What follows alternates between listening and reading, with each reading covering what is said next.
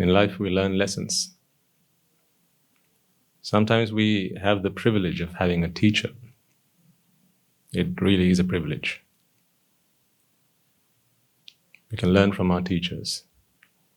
There are those who've walked this path before us. And when I say this path, that could mean anything. Life is a journey.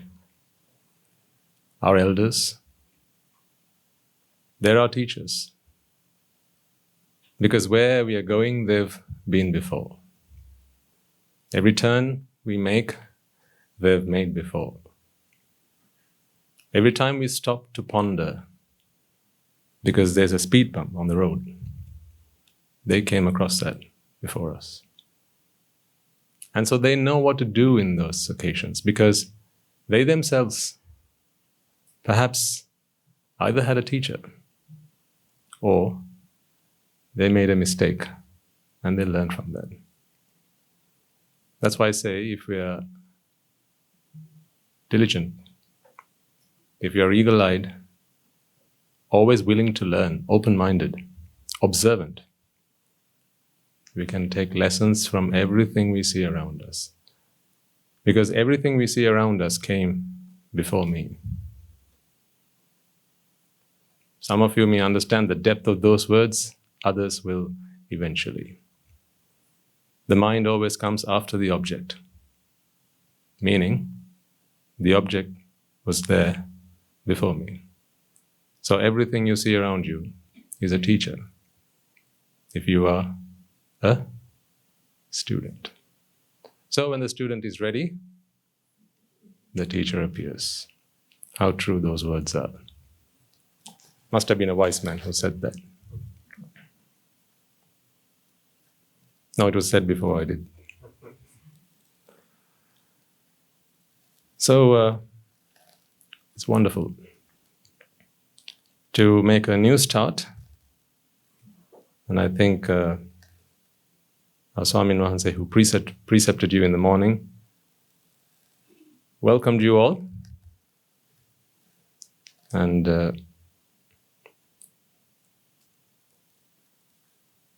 I extend that welcome to all of you. On behalf of everyone at the monastery, all the monks, presided by our teacher, Guru Swamin Wahanse, our community of Anagarikas, and all of you. You know we are a family, and you know how I feel about our English listeners who come in every week, so eager to share and to care.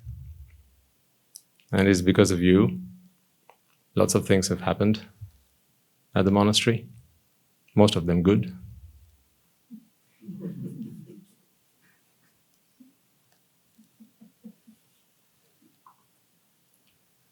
But with great delight, I welcome you all.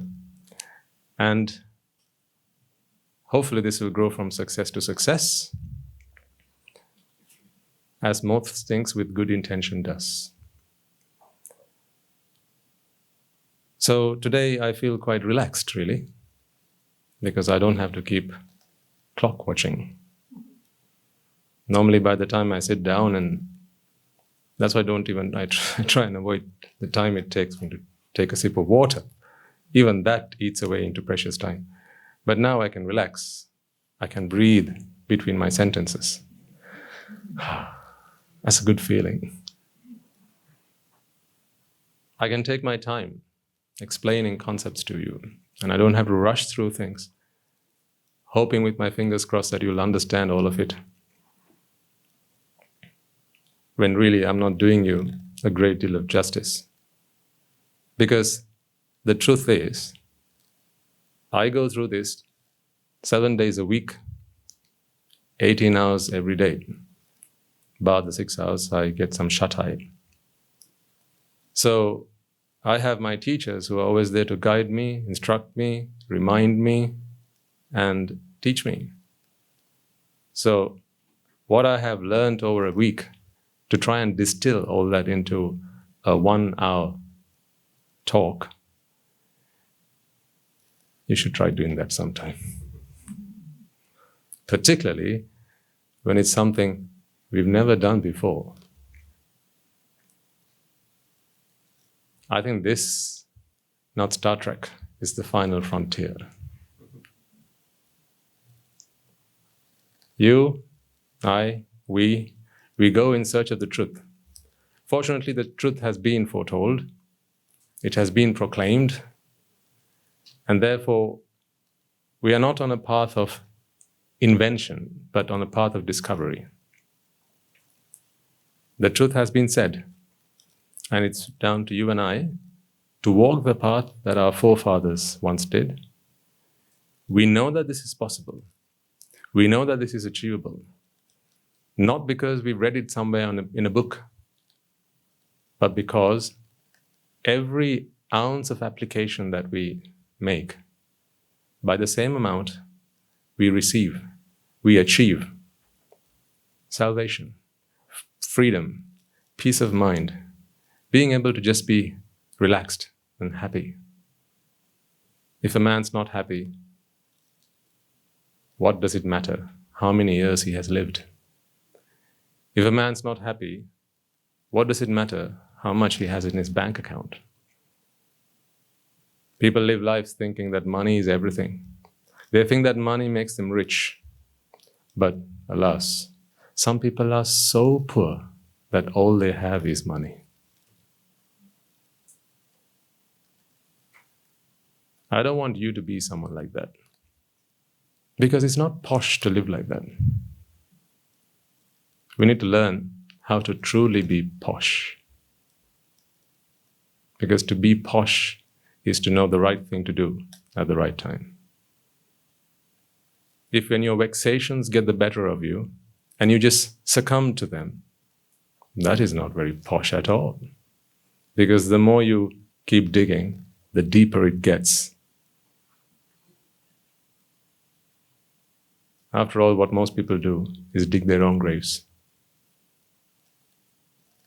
Life summed up for most of them is just that. So, a new beginning, a fresh start. Fingers crossed. And with an honest and a heart full of hope that may many more people receive the Dhamma, may they rejoice in the Dhamma, may they have the good fortune to come across what you have, what I have. May they have enough merits to understand the purpose of Buddhas coming into this world. May they realize the truth that is so blatantly obvious, but when the veil of ignorance covers your eyes, what is so obvious, you become blind to. I have on several occasions said that this is not a unitary effort. We all get together to do this, so we all have a part to play in this. Let us begin this by paying homage to the most magnificent one, the unparalleled one, the undefeated one, the unvanquished one, the infinitely merciful one. He is none other than the greatest teacher that humanity, divine beings, and all sentient beings have ever seen. Let us pay homage to the Supreme Buddha and take our first steps on our new journey. Namo tassa bhagavato arahato samma sambuddhassa. Namo tassa bhagavato arahato samma sambuddhassa. Namo tassa bhagavato arahato samma sambuddhassa. I was walked down those steps by two of our young Anagarik Mahatyas today. Donned in this robe as I am, you know how I felt? I felt a superhero. And I say that very humbly, but I did. As I looked around me, I thought to myself, I've heard of a superhero called Superman. He also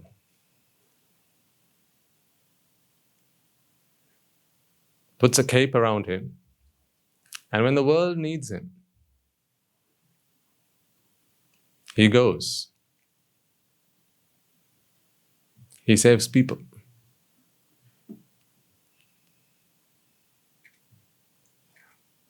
But what happens when Superman needs a hero?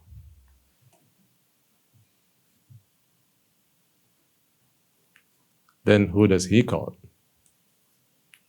You can't call Saul. You don't know what I meant, right? No. You need to watch more TV.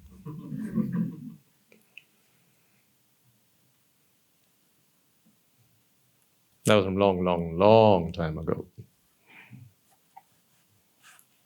And I used to watch a TV program called Breaking Bad. Does that ring a bell? No? No? Okay. Anyway, that to a side. Move on. So when Superman needs a hero, who does he call? When Superman gets angry, when Superman gets annoyed, you've seen him when he gets annoyed, haven't you? Oh boy.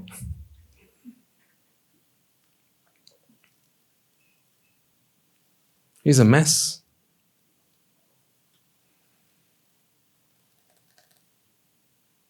When Superman is frustrated and he feels helpless, when he feels like he has been betrayed, when he feels like his most loved one turns away, walks away, and he's left all alone by himself, who does he call?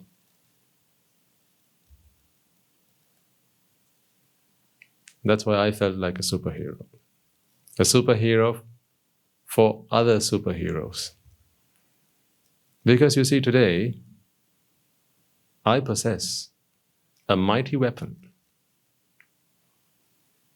It's a chakra. I have it on my finger. Can you see it?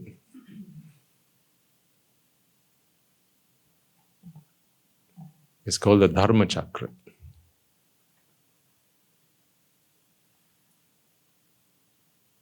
It is capable of causing great devastation.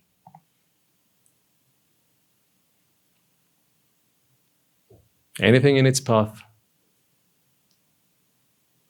that takes away my happiness, it deals with in one shot, one turn of the wheel, and everything is blown into smithereens. I want you all to be able to have a Dhamma Chakra. It's the most powerful weapon there is. When armed with a Dhamma Chakra, the wheel of Dhamma, when armed with the wheel of Dhamma, you become invincible. Nothing can take away your happiness. Nothing can annoy you. Nothing can bother you. Nothing can frustrate you. Does that make you feel happy? I'm getting goosebumps just talking about it.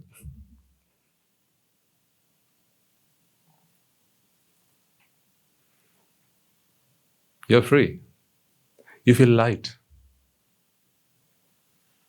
You can carry the whole world on your shoulders and feel as if it's a feather. You know, today, my teacher has entrusted me with looking after this monastery. We are about 160 strong in number,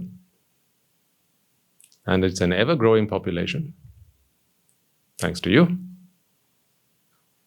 because you trust us, both with yourselves and your children. 80 monks is no small number. I think few places, certainly in this island, where you'll find so many. 50 or so anagarikas who are looking forward to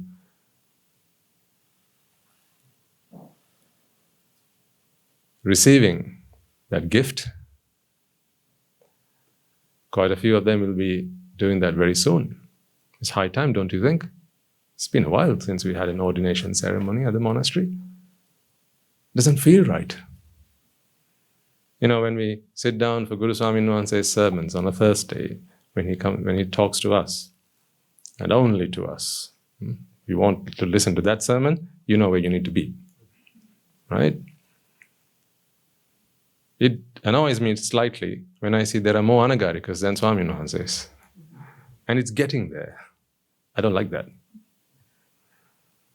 Because I challenged you a couple of years ago that we will have more high ordained monks at this monastery than Samaras. As of now, I've beaten you because we are 60 in number and only 20 Samanera monks. So you've got a lot of catching up to do. So, because it's only you who can uplift the number of Samaneras, and it is in my power to increase the number of high ordained monks. Because where do we get Samaneras from? Your homes. Yeah, of course. Where else do they come from? They don't fall from the sky or grow in trees.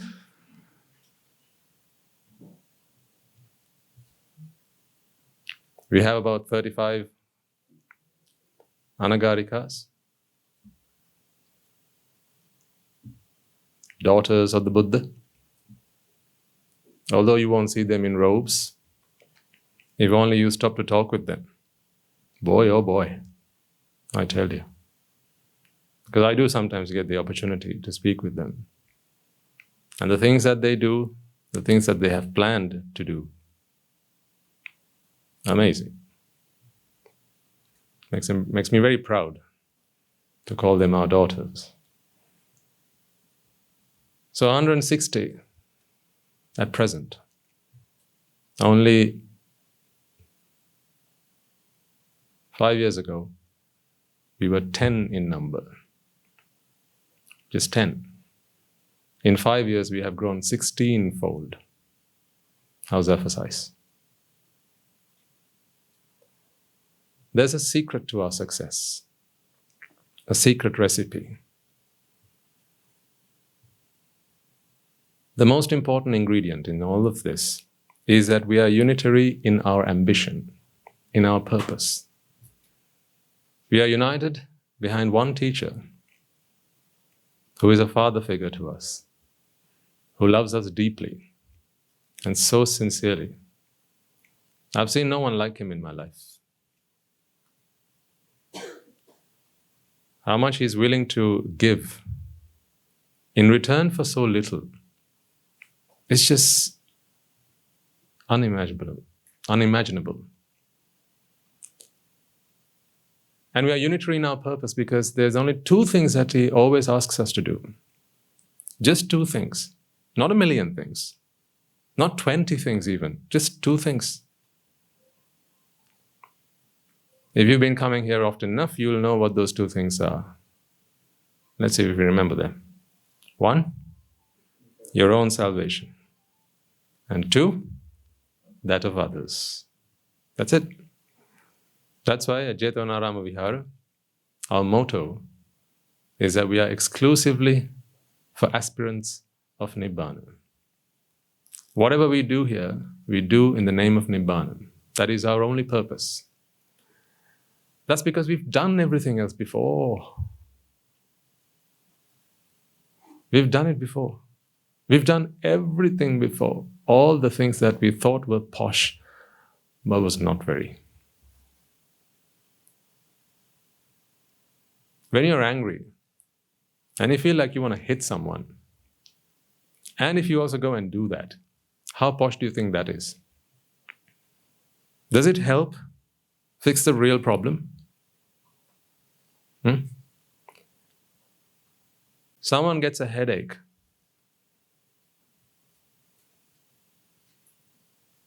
You see them kicking a rock as hard as they can. You can hear bones cracking that hard. You think they're posh? You think that's posh? Someone's hungry, and you see them flogging their bottoms with a 2x2. You think that's posh? That's not posh, that's just lunacy. Because if ever and whenever you do the wrong thing to fix a real problem, that's just not very posh. But to do the right thing, first you have to understand the real problem. You see, in life, when we go through challenges and obstacles, which is what life is all about, it's about how you face them. Are you someone who shuns away, walks away, looks away when you come across an obstacle, a challenge? In which case, you are not the right kind of person with the right kind of attitude for this. But if you are someone who will face challenges head on and who is willing to accept them, and you see them as an opportunity for growth, to expand your horizons, to learn new things. Remember, what doesn't break you makes you stronger. I'm strong today because there were things that tried to come and break me. They tried to break me. But on every occasion, turning back was not what I did. Instead, I learned how to handle them. And you also will have gone through this lots of times in your life. You will have had to face challenges and obstacles, and you will have gone through them. But the thing is, there's one challenge, there's one problem that we are all facing. And unless we take a careful look at it, it's going to be almost impossible to work out what the real problem is. Today I'll explain to you how this whole thing hangs together.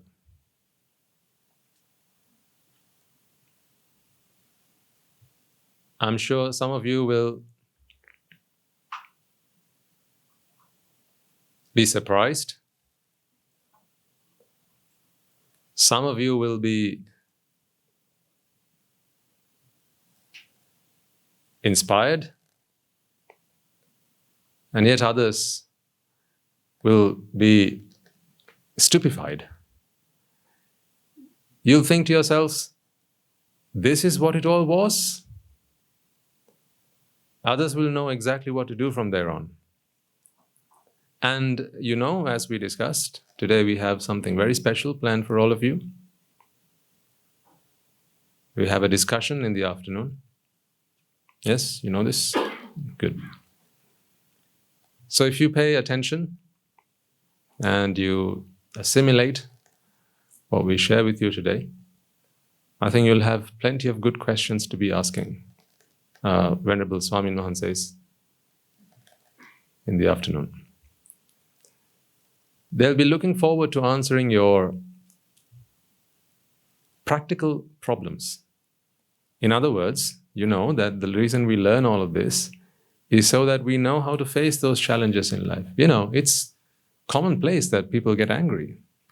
If I asked you when was the last time you got angry, I don't think you need to go back light years to think about the last time it happened. Maybe it was while you were waiting for fuel at the petrol station. And someone jumped the queue. Or you were there for 6 hours and they said, that's it, last drop. And you are next in queue. And you feel like squeezing the poor fellow and getting fuel out of him.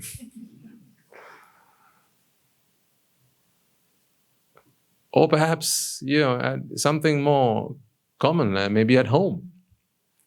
There are friends are people you can walk away from, but family?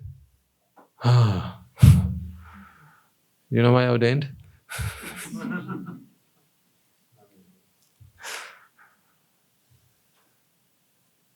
Family you just can't walk away from. They're yours and you're theirs. Yeah. So you got to learn how to be with family. They don't teach you that at high school, do they? No. They don't. They only teach you this is mother and this is father, this is brother and this is sister, this is grandmother and this is grandfather, uncle, aunt, nephew, niece. Right? Now go and sort it out. All by yourself. Right? You don't know what to say and what not to say. You don't know the things that hurt their feelings. Most of you would have learned it the hard way, am I not right? The things that hurt, the things that you shouldn't say in front of your dad, you learned it the hard way and you still got evidence of it. Huh? You know what I mean. The things that you shouldn't be saying to strangers. How do you know a stranger when you see one? How do you know a friend when you see one? And is it really a friend? See, they don't teach you these things at school. And they don't teach you how to control your emotions. Even if they did, it's all about controlling. Because to control, you need a manager. We are in the business of making leaders, not managers. I'm not in great favor of being able to control your emotions, or my emotions for that matter. When I get angry, I've already lost. Let's put aside this nonsense about learn to control my anger. I know that's the best that most places and most people will have to offer you. If you take a good book, however good that it might be, it'll tell you how to control your anger. But if you've become angry, you've already lost. It means you haven't found the truth yet. It means you believe that there are things on the outside that can take away your happiness. And it means you've handed over so willingly the keys to your happiness, the house of your happiness, to someone else. Do you think I'm crazy enough to ask all of you to come up and stand in a queue and say, here's the key to my happiness, madam. Here's the key to my happiness, sir. You take it and do whatever you like with it, sir.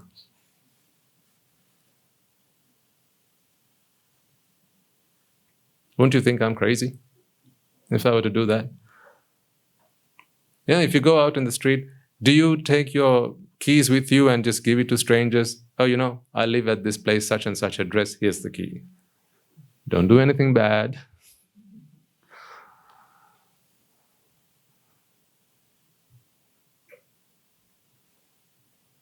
But we are like that. See, if you meet a stranger on the street, right, and they, for instance, by mistake, tread on your foot. I don't know about now, maybe now things are not quite the same, but there'll still be occasions and there will still be some of you who get angry. You might get annoyed and you go, all this changes, doesn't it? Right? The fireworks, right? You start to put on a display, right? This is the happy face, right? And if something like that happens, then you have to convey your frustration to them. Okay, I'm not angry, don't mess with me, right? Can you see that? You want to tell the other person, right? I'm not happy right now. You have just taken away my happiness. And he'll be like, me? Right? Sorry, no, it's not in my pocket. I never did that. No, you did. You did. You took away my happiness. No. It's not on me. You can check me if you like. I didn't even touch you. No, but you did. You took away my happiness. See, they didn't even ask for it. Did they? They never even asked for it. But you just so willingly give it away. That's because you don't know the truth. You haven't realized the truth. When you don't realize the truth, you attribute your happiness to all sorts of things out there.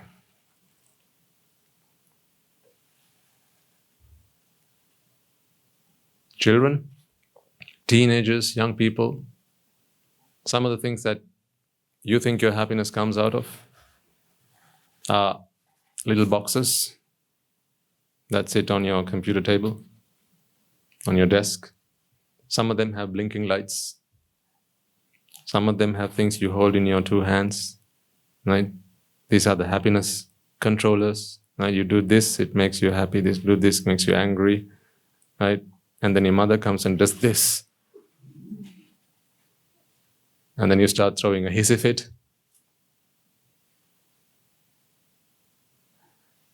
Children, I want to help you. Stop going after Superman. Because it's all fine, until Lois Lane looks at him and goes, I still love you, dear. But when one day comes, and she's no more, or she decides, that's it, I want Batman. He's younger, better looking as well. And he talks a good talk. I like the guy. I like him better. What's going to happen to Superman?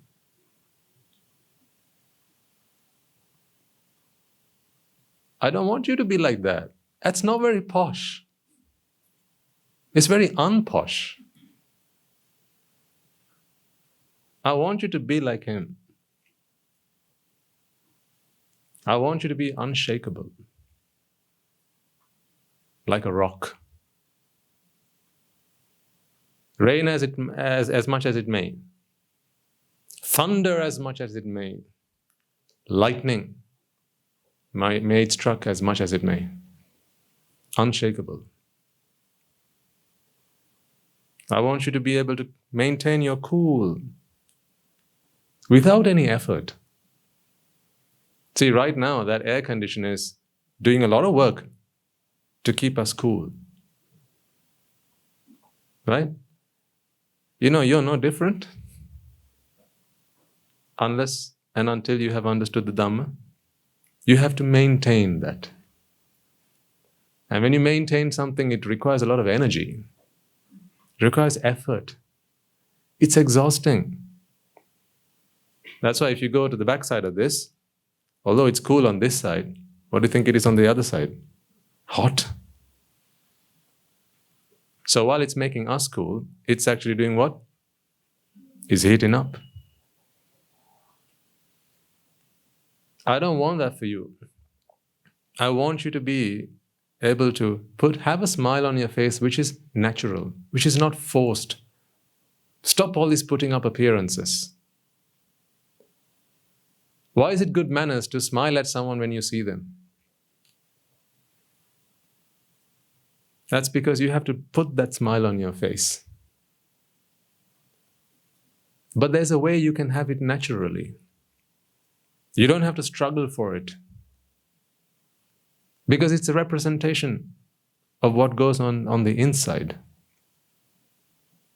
And to do that, all you need to do is realize the truth. For as long as you keep expecting the outside world to make you happy, as long as you keep doing that, folks, the only thing that you will be is unhappy. Happiness does not come from the outside. And all we need to do is understand how all this works. It is our ignorance that tells us something that is not true. It is our ignorance that strays us from the path of happiness. I need you to understand that. And I need you to help your friends, your family, your loved ones understand and realize that. Parents I know work really hard, tirelessly, day and night, to give the best that they can afford to their children.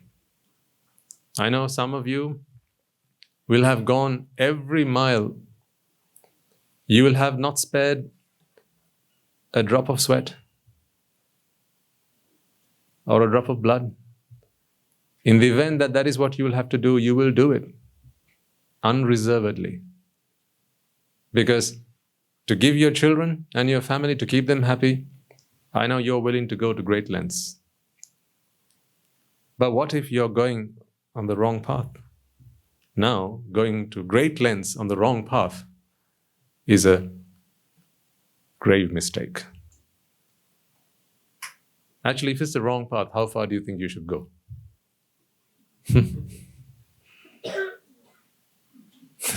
If you're on the wrong path, how far do you think you should go?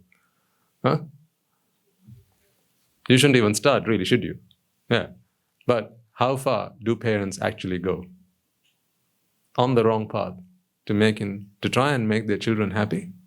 How far do spouses, husbands on behalf of their wives and wives on behalf of their husbands go to making them happy on the wrong path?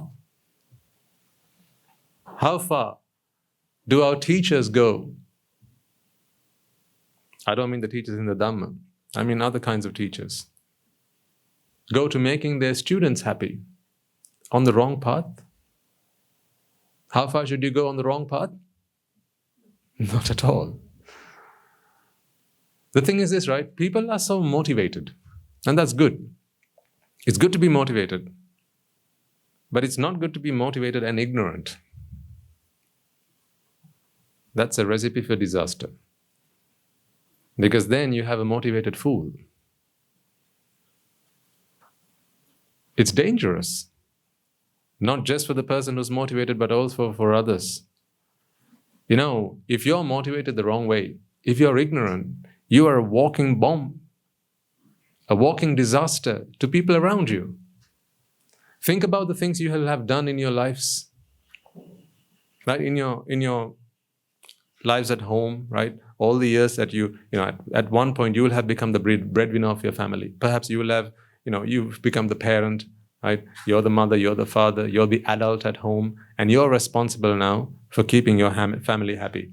Think back to that first day where it dawned on you, right? Oh gosh, I'm now responsible for this whole place. I'm going to have to run this town, right? So remember that day. And from there till now, by now I mean until you came across the Dhamma. From there till now, think about the things that you've done. When your children said, Mommy, Mommy, Mommy, I want that. Okay, Putta, do your homework, get your grades, and I will get you that. Right path or wrong path?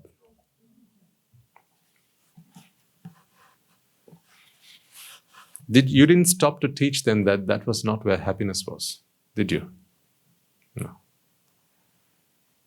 Really, you were trading with them. Shame on you. To get what you want? Huh? To get what you want? Shut your ears, Buddha. To get what you want? Huh? You got them to get what you want. You got them what they wanted. So you taught them that happiness can be traded. See? What did I say? See? You taught them that happiness can be traded. Make me happy, and I'll make you happy. Was it not you who taught them that lesson? So is it any surprise then that they one day, they leave home and they go looking for other strangers who they welcome into their lives with open arms, and they go, I like you. How about I make you happy and you make me happy? They both come from similar families, and in both families they'll have learned that happiness can be traded. So now they're ready to trade what? Trade happiness. I wonder what the exchange rate is.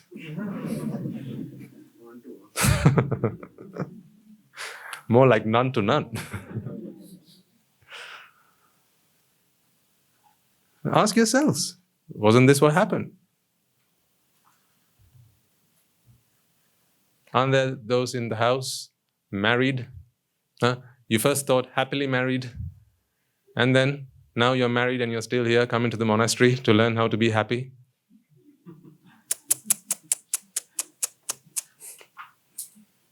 If you're happily married, why are you here, madam?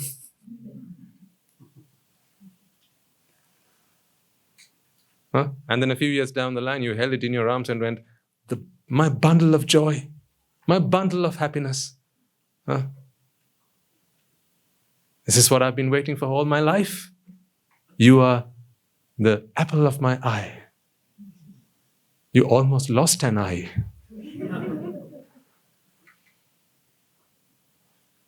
And you're still here.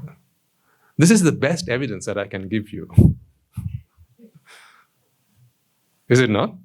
Your presence here, see, there's no getting out of this now. If you're here, you have to listen to me say these things. Right? And to be happy, you have to be here. So you're in a real dilemma, stuck between a rock and a hard place. You don't want me to say these things, but at the same time, if you're not here, you can't hear what you need to hear. But the truth is the truth is the truth. The very fact that you're here means you have come here looking for something. You want me to give you something that you don't have. But just look at you and I. What do I have? So you even have a sorrow. I don't even have that. You have a head full of hair.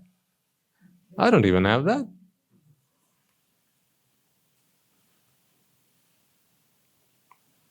Do you remember the last time you went out to eat? For a meal? Nice restaurant, wasn't it? Remember? I don't. Long ago. I can't remember. But apparently you've come here looking for something that I have that you don't. You got money. I don't. Actually, any money I have is your money.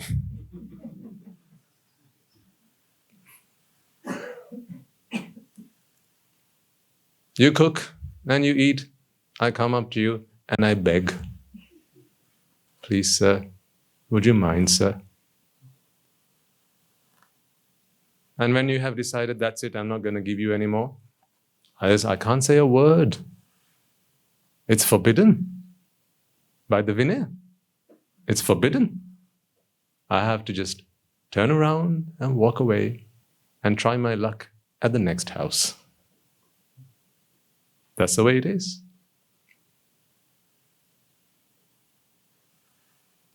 When was the last time you went out shopping for clothes? Last month?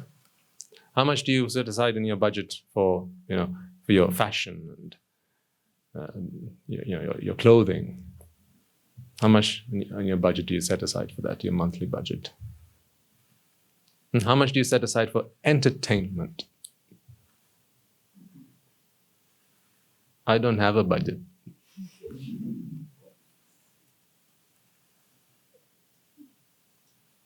I don't have one.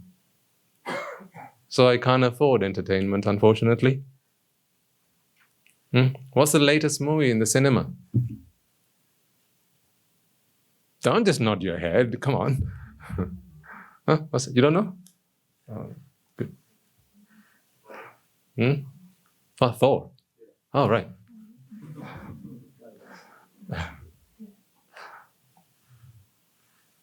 Well, like most of you, I don't know.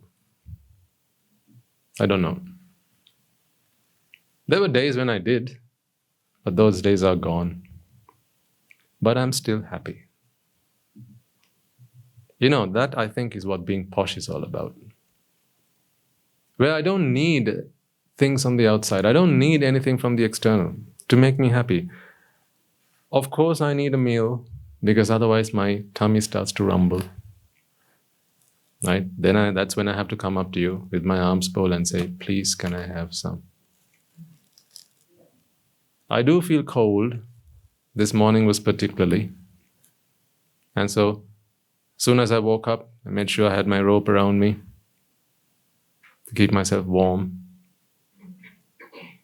And when it rains, as it does these days quite a bit, right? If I'm out and about, I'll quickly carry myself to the kuti to give myself shelter. And like the last few weeks, I've not been very well, but you have been ever so kind and you've looked after me with your cough syrups and your strepsils and your... I think by the time that all of you decided that you were going to treat me, right, the doctor said, if you take all that Swaminwansa, you won't have a throat left.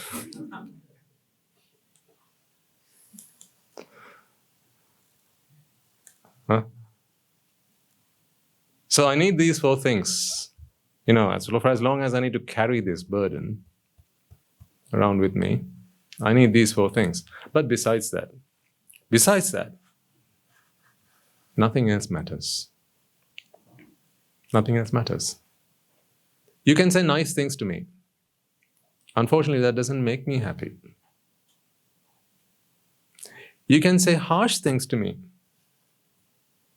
And unfortunately, that doesn't make me unhappy. You can praise me all you like. You can blame me all you like.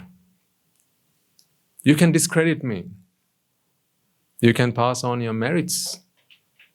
You can do all sorts of things, but none of those things will really make me happy or make me unhappy. I want you to be the same. Because you can. That's why you should. Because you can. You can take away any of this. It's fine. You will be indebted to the sasana. That you'll have to repay. But personally, it wouldn't bother me. At one point, when we first came here, people came and they wanted to chase us out of this place. The place that I called home.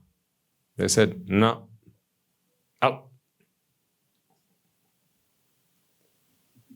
And had they decided that this belonged to them and we had to leave,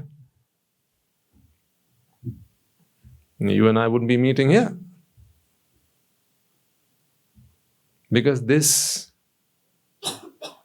is not what makes me happy. I have the Dhamma Chakra. That's always spinning on my finger. If you've got one, you can see it. It's only visible to those who also have one. Otherwise, it'll just be, why are you holding your finger up, Swaminwansa?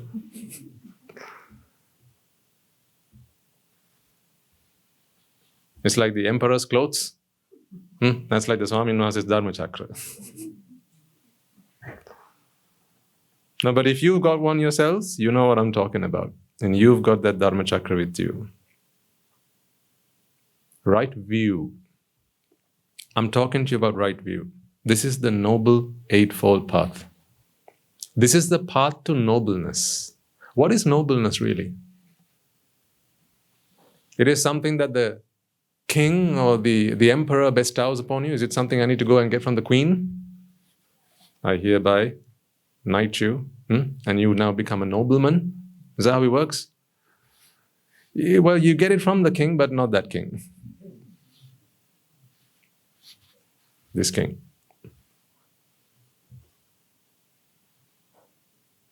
He knights you. He does. He takes the Dhamma Chakra and he throws it at you. If you are wise enough, diligent, and you catch it, and you let it do all sorts of things to you, then you become a knight in the sasana. It's a great honor. And it's my pride. I want you all to feel the same, like a superhero. I want you to feel like Superman. Actually, I want you to be Superman for Superman. Where he fails, I want you to win. Because you can. That's what the Dhamma lets us do. And to do that, folks, although it may be difficult when you first begin, when you first start this, there are things that we have to keep on doing. Once you identify what is right, okay? Once you know what is right, when's the right time to do that? Tell me.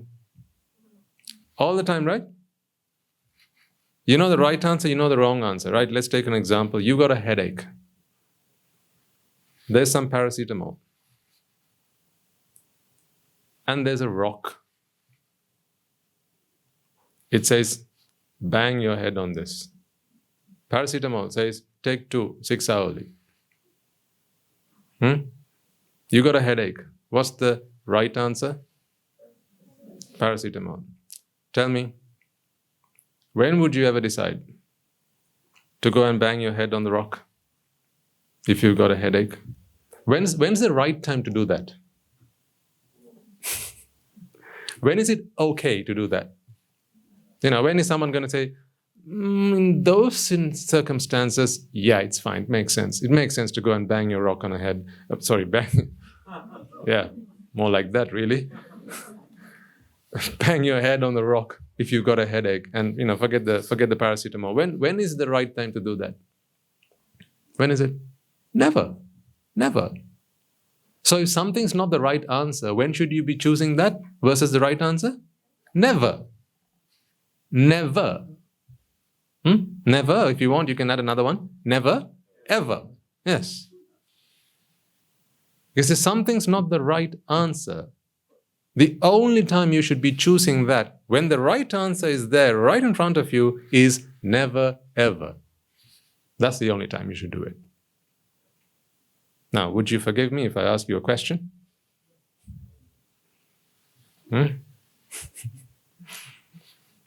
You won't hold a grudge against me, would you? I love you, really.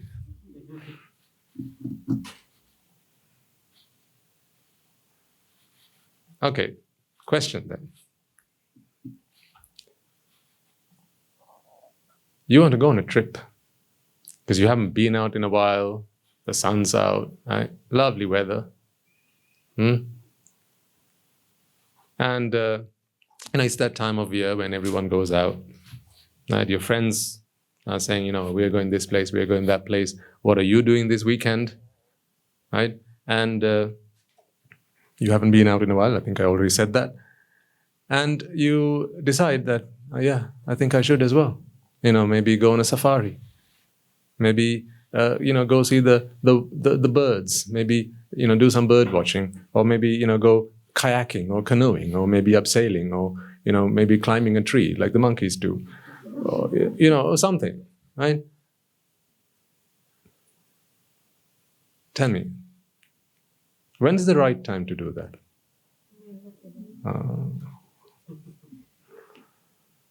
But when do you do that? Always.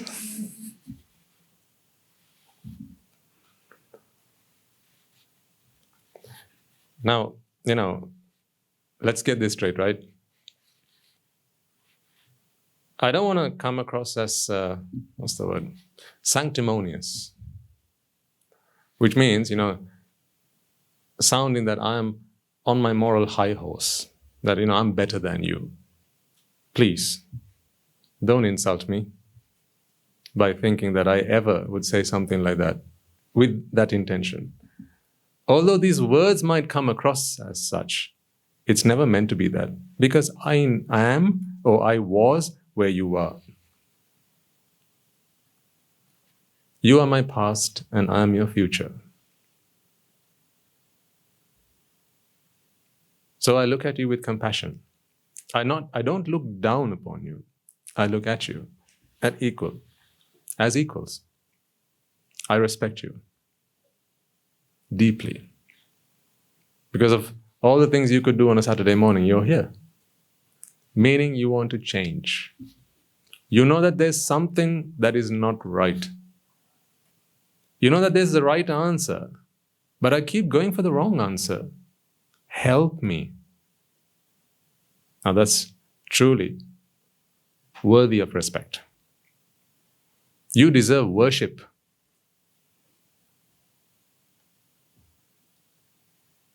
You know what it means to worship? To be worthy-ship. That is how that word has come to being. To be worthy of respect. That's why we worship.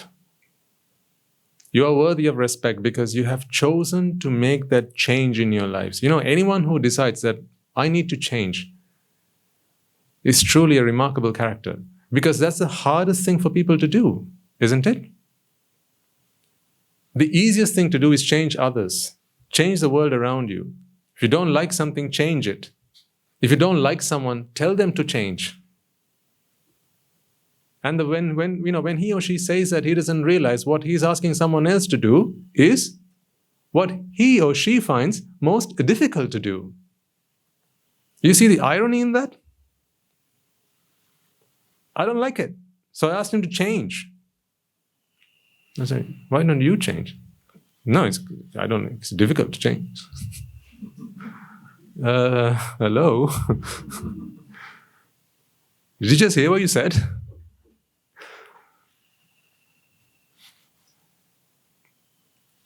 Most people don't want to change because they think the status quo. They think how I am is how it's meant to be. This is right, this is fine, this is the way to be. Unfortunately, that is what ignorance is. In fact, that is what ignorance is. Thinking that the way you are is the right way to be. Now, you'll tell me, well, Swaminatha, don't you think the Buddha also thinks that? The way I am is the right way to be? And that's the thing about ignorance. You don't know when you're ignorant.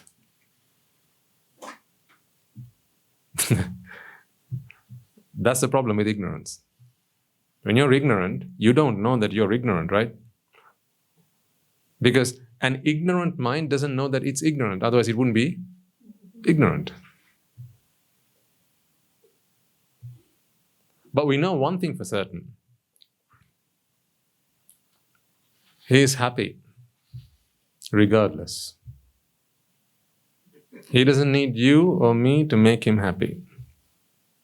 But we know that living life, going through life, we still expect things to make us happy. That means there's a problem, right? Whether there's a solution, an answer, or whatever, there's a problem. And we know that we become angry, we become upset, we become sad, disappointed, dejected, anxious, nervous breakdowns. You know, ask yourselves these questions, folks. If you are a husband or a wife, are you prepared to find out that your partner has betrayed you? If that happened today, how would that make you feel? Now, it might sound like I'm painting such a gloomy picture in your eyes, but the truth is these things happen to people. Aren't you a person? Well, then they happen to folks like you. The thing is, right, when we talk about these things to people, they think, yeah, Swaminatha, yeah, you know what, people should listen to the Dhamma. They should practice the Dhamma, because if something like that happened to people, what are they going to do? But they don't realize that they're also a member of that set. That is people. Means things happen to them. Put aside betrayal, there's something that will most certainly happen to all of you.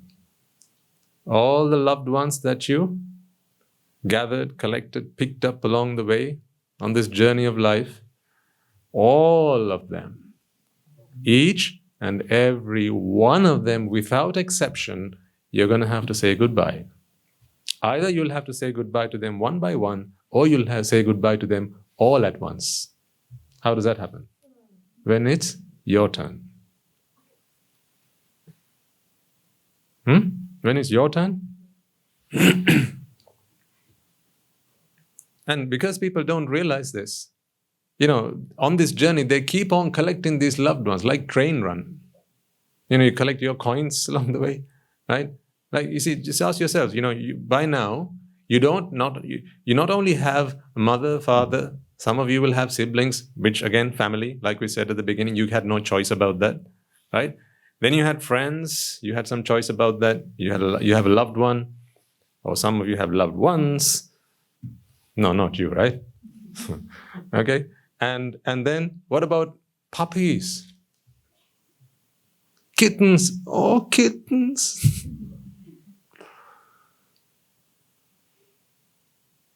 Huh? What about your pet rabbit? Yeah, that fluffy thing. Yes, that cute fluffy thing. Just look at, think about yourself. Look at yourself in the mirror when you hold your rabbit in one hand. Go and stand in front of the mirror and look at yourself and go, oh. That's just asking for trouble. It's too late now. Some people have pet hamsters, parrots, all sorts. It's like, it's not enough for me to cry just once, twice, 3 times, 4 times because of mother, father, brother, and sister. I need more reasons to cry. The problem is not with having them around you. The problem is your attachment to them. Because it is not the presence of someone that makes you unhappy, in which case, I'd be crying all day. Look at you, you're all here. 160 people in this monastery. Do you think I'm mad?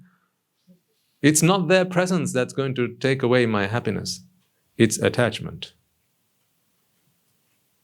Sometimes, anagarikas, they come, they stay with us, they say, oh, Swaminatha, this is the place for me. Right? I've been looking for this all my life. Next week, they're gone.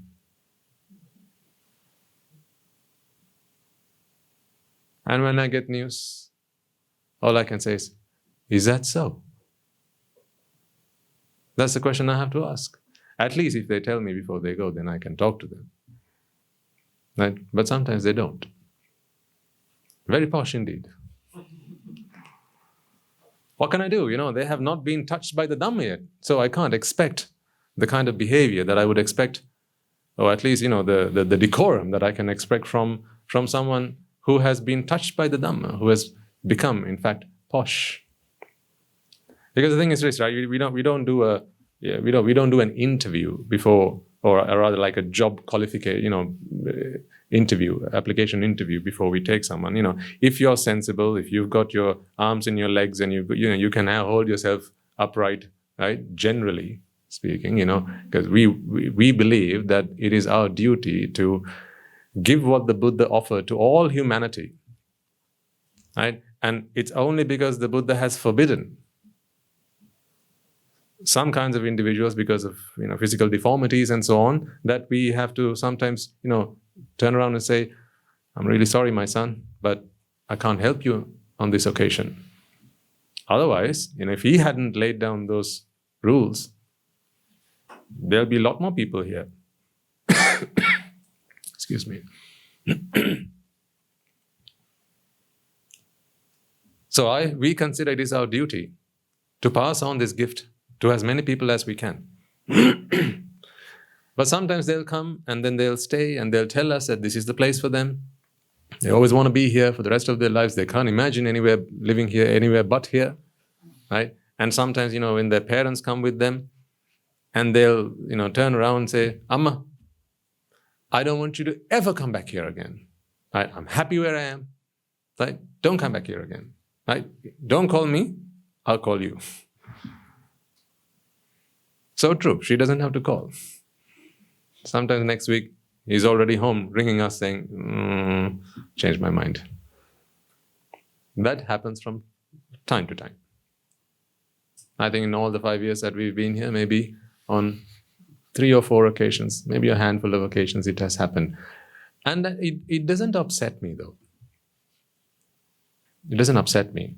Because it is presence, not attachment. I'm here to do my duty. And the same goes for all of you.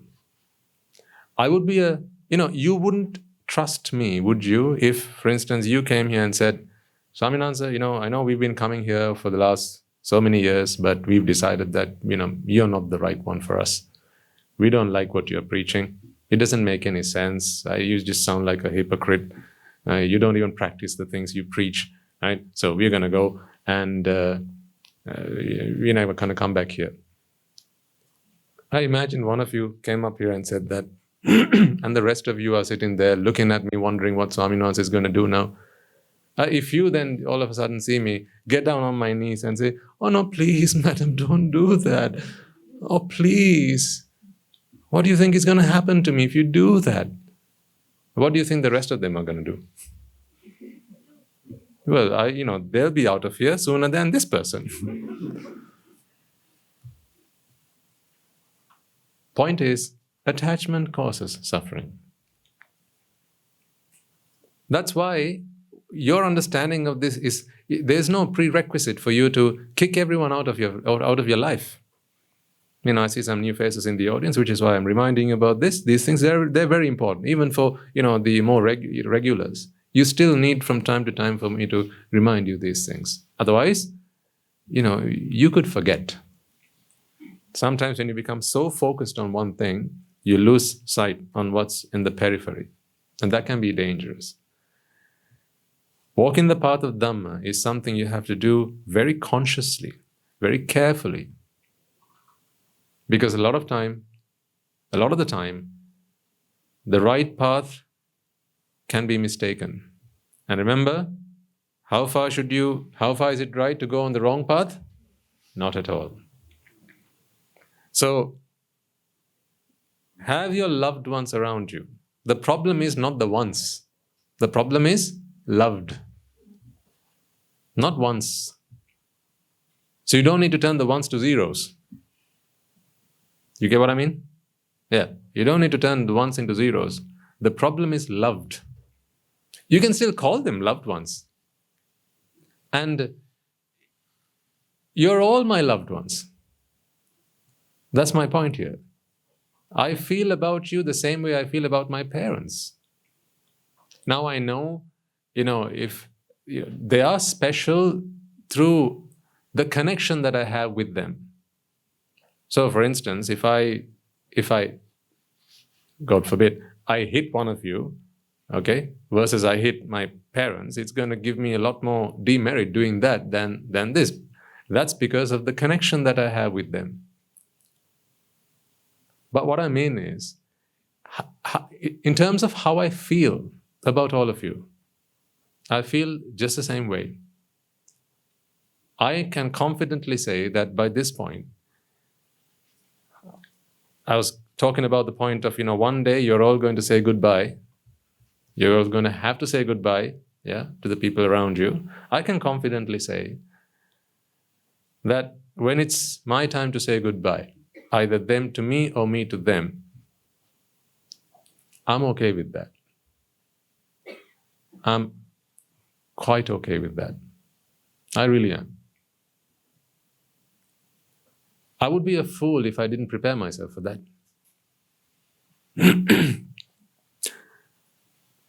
Got some good news for you. Well, it's more good news for me, but good news for me is good news for you, isn't it? So I'll share with you nonetheless. So finally, my dad has decided that he's going to come to Sri Lanka. I know, yeah. And when I heard him say that, I just kept on saying sadhu, sadhu, sadhu, sadhu, sadhu, sadhu. And he thought the video stuck.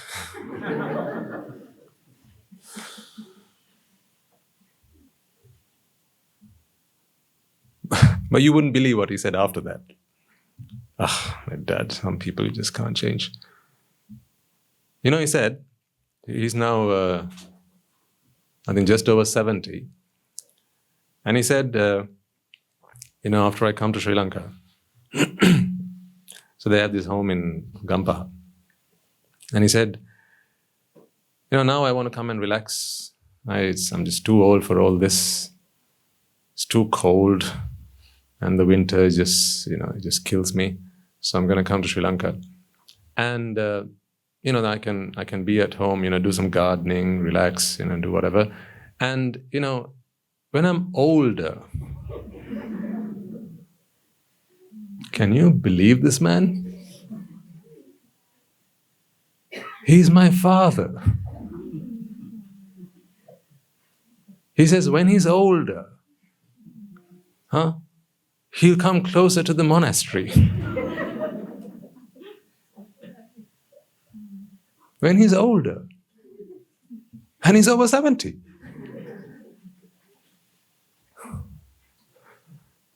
You want to hear what I said to him in return?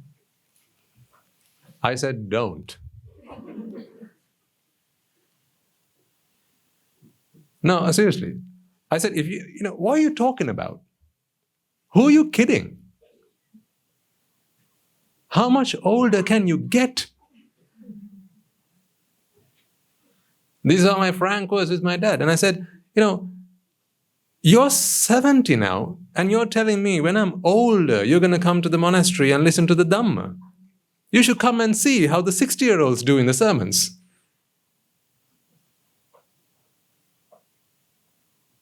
That didn't sit too well with you. No.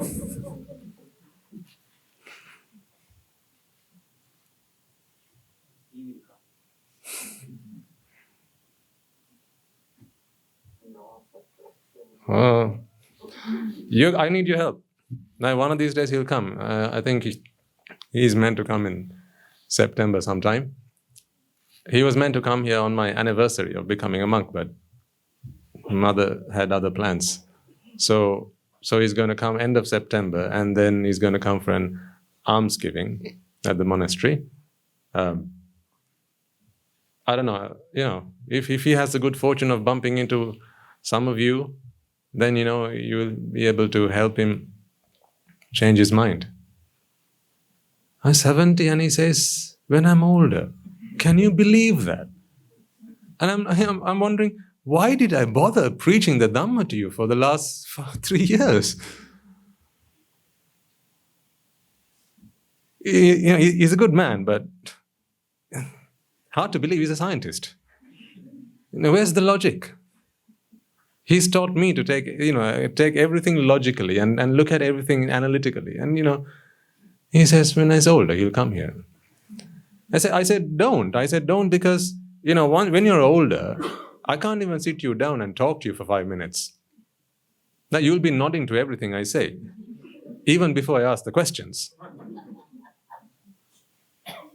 What good is that to me? I'm not asking you to come here so I can be your nanny. I've already done my fair share of that. Thank you very much. He knows I used to work in a care home looking after old granddads and nannies and changing their nappies and all sorts, right? I've got enough of that experience, right? And that's not what a son needs to do for his father. I said, come here as soon as you can, because I, as much as my younger brother who lives with him, has a right to look after him. So I spoke up for my rights. I have a right to look after my father. I have a right to look after my mother. Why am I saying these things to you? Because I want you to be the same. You have a right. You have a privilege. I don't like people who say, why should I look after my father? There are 3 other children in the family. So why is it always I who have to look after him? Or who has to look after him? Why is it always I who have to look after my mother? It's a right that I have. It's a privilege that I have. And it's my honor. But right now, the way I need to be able to do that is not feeding him and washing him and looking after him, right? And taking him for a walk, like I used to do with Tommy, right? He needs me now. He needs a superman before it's too late. He needs to understand the truth. And I feel the same about all of you. So don't be coming here when you're older.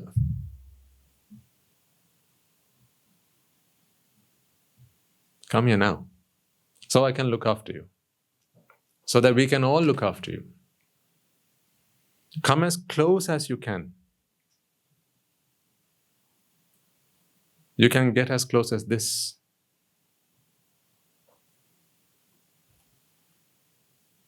Come as close as you can. Because it's not the once that's a problem. It's the attachment that's a problem. So when I teach you how to free your mind from attachment, that lesson passes through this system first. You can't teach without learning. It's a good thing to remember. Because when you say something out loud, who's heard it first? You have, right? So you can't teach without learning yourself. That's why the best way to learn is to teach. Even if you're mute, you're still learning. Other people will not be able to hear what you say, but you're still learning.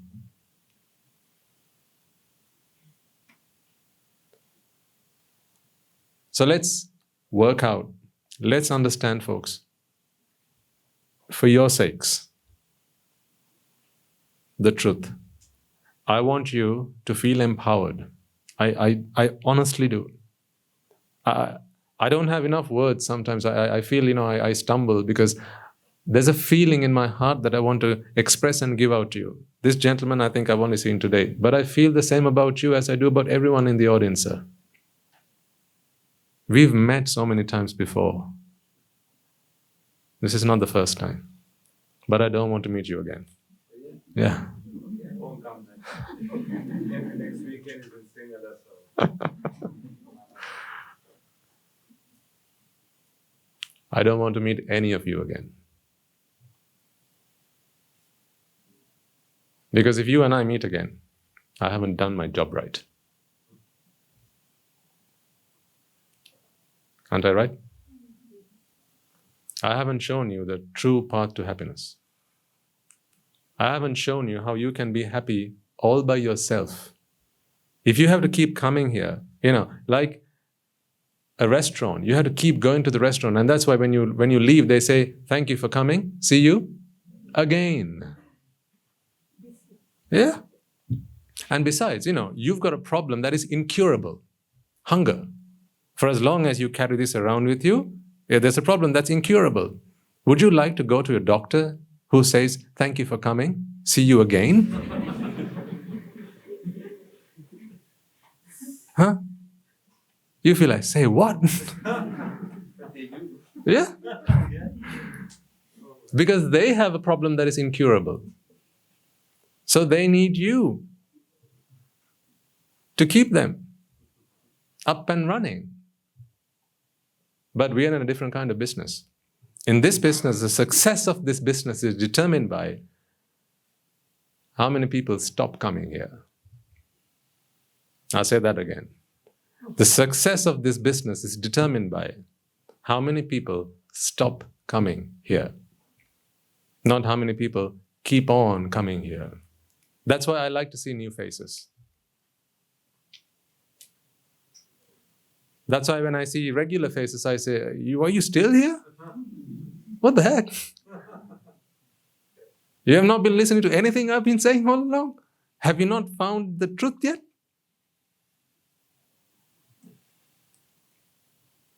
Because once you've gotten this, now you go keep giving to other people and free yourselves. I want you to walk away fulfilled. I want you to walk away having realized. So you don't have to, be, what's his name, who kept coming back asking for more? Oliver, yes, Oliver Twist. I don't want you to keep coming back asking for more. Because that's what we've been doing all our lives. Can I have some more, please? Can I have some more, please? Can you give me some more, please? Whoever you went to, that's what you asked for. You bought a car. 6 years, 10 years later, what did you go and ask the salesman again? Can I have some more, please? You went to the restaurant and they served you, you said, what's special today? Oh, we've got the finest duck. Let me get you that, sir. Walks away and brings you and says, this is the best we've got, and here's a bottle of the best that we have. It's the finest. So you're given the impression that once you've had this, you've had it all, right?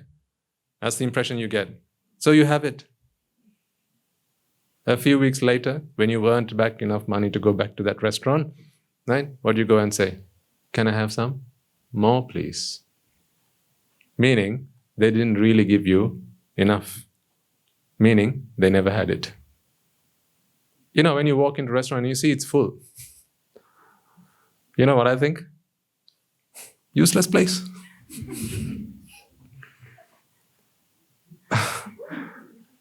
I want you to see the depth of these words. Useless place. Why? They can't make people happy. So therefore, people have to keep coming back, asking for more. Can I please? You made me happy last time. I'm not happy yet. Can you make me happy again, please? That's what I feel. Parents need to help their children learn these truths. Because this lesson you only have to learn once. If you learn it right, you only have to learn it once. The Buddha doesn't come back for seconds. The great Arahants, they don't come back for seconds. They were gone and they're gone. That's it. They don't come back. Because they're happy. They're free. They don't have to carry this burden around with them. Fear, grief, anxiety, nervousness, none of those things bother them.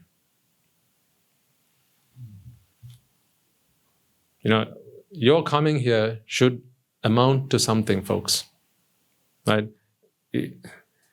It's good that you keep coming here regularly, but I need you to get something out of this. I don't count the success of my sermons by the number of heads I have in the house. That is not success. In fact, when I walked down today, I thought there'd probably be like 4 or 5 of you here. Honestly. I thought, well, that'll be good because then I can talk to them personally. I was quite surprised to see a full house.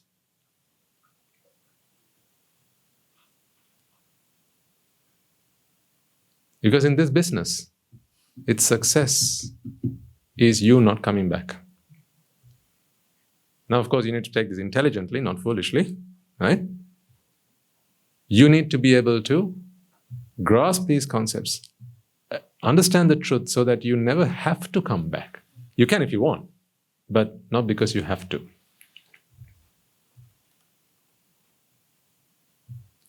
I want to see a day where I know confidently that you will never cry again. Can you promise me that? That is when I feel that I have done my job. Honestly, these are my KPIs. Anything I do, this is the way I have to always train myself. I need to have some metrics. I need to have some measures of how I measure success. Anything I approach, I put myself smart goals and make sure that I know what I'm reaching for. I know what I'm doing. I know the time that I give myself to do that, right? And if you are going to be students here, I need to know that this is going to be productive. I need assurances that you will never cry again in your lives. I need assurances that there will be a day, maybe not today, maybe not tomorrow, but that there will be a day where other people can't annoy you. Other things can't annoy you. A loose button on your shirt doesn't bother you. A flat tire doesn't give you a bad hair day. I want that assurance. I want you to come here only if you promise me that you will work towards that. Otherwise, you're wasting your time, I'm wasting mine, and we're wasting each other's. Perhaps someone better could do a better job, in which case I should stand up and let someone else take this place. I need that assurance from you. I honestly do. Every person in this room, I'm talking to you each and every one personally. Every gentleman, every lady, every child. if you're tuning into these talks online, if you're giving me your time, if you think that these words are valuable, then I need something back from you. I need your assurance that you will work to that goal. So this is not a nice to do. This is not a let's do if you have some time to do. This should not be that. This should be the purpose of your lives. Because the truth is, everything else you've been doing in your lives, you've done for one purpose. And that purpose is the same here. All I'm saying is, all this time you've been walking down the wrong path. You've been doing a mighty good job at that, but walking down the wrong path. How far should you go on the wrong path? Not at all. None at all. So this is the right path. We know that this is the right path because we've got results. This is a very practical path, a very pragmatic. This is not just purely theoretical. That's why I don't talk to you about Abhidhamma. I talk to you about how to make real life changes. Because, you could become scholars and, you could get yourself a PhD in the Abhidhamma, but someone treads on your foot and you get angry and you swear back at them. What good does that do? Would the Buddha ever say, he's my disciple, he's my student, she's my daughter? The Buddha would never say that. Just because you understand the Dhamma or you know the Dhamma. That is not what transforms you. Remember, this is a practice. More important than your understanding or you knowing the theory is how much you practice that. These are words that my teacher keeps on pumping into my ears every single day. If I ever bump into him, he'll always tell me, this path, practice is more important than anything else. He says if people only practiced 10% more than they do right now, and they knew 90% less than they do now, they'd still be in a better place. Do you understand the depth of those words? So people actually know far too much than they need to know. Because what happens when you know a lot of things, then you never know which one to practice. You just keep trying different things. And time flies by. But if you perhaps only knew one thing, it's the way I do things. I may come here and talk to you about lots of different things. I'll talk to you about different karmasthana, in future when we start practicing meditation sessions and so on. See, even that, the meditation sessions that we have planned for the future, I want them to be practical sessions. So rather than me giving you karmasthana, what I really have in mind is when you make use of those discussions, right? You will come and ask your practical questions. Swaminathan, I have this problem in my life. And you know how far our Swaminathanas have gone to help you get the most of this? They suggested that it may be that some of you will have personal questions. Sometimes questions which you are not able to ask in an audience. But you'll be happy to get the answer to that in an audience because it's not just you. Generally, it's not just you who has that problem. Sometimes we think I'm the only one with this problem. That's because you think you're the center of the world. Really, people have all been through these things before. That is the truth. There is no one problem in this world that only you have ever come across. We've all been there. We've all done that, right? So what they said was, why don't we have a box? Right, so people can put in their questions, if they wish, anonymously. And then we can take those chits, read them, and then we can give an answer. So everyone can benefit. You know, the disadvantage of coming and asking your question personally is that other people can't benefit from it. But the truth is, it's not just you who has that problem. That is a disadvantage of that. So we can overcome that. You can write down the problem you have. Have you got that box ready?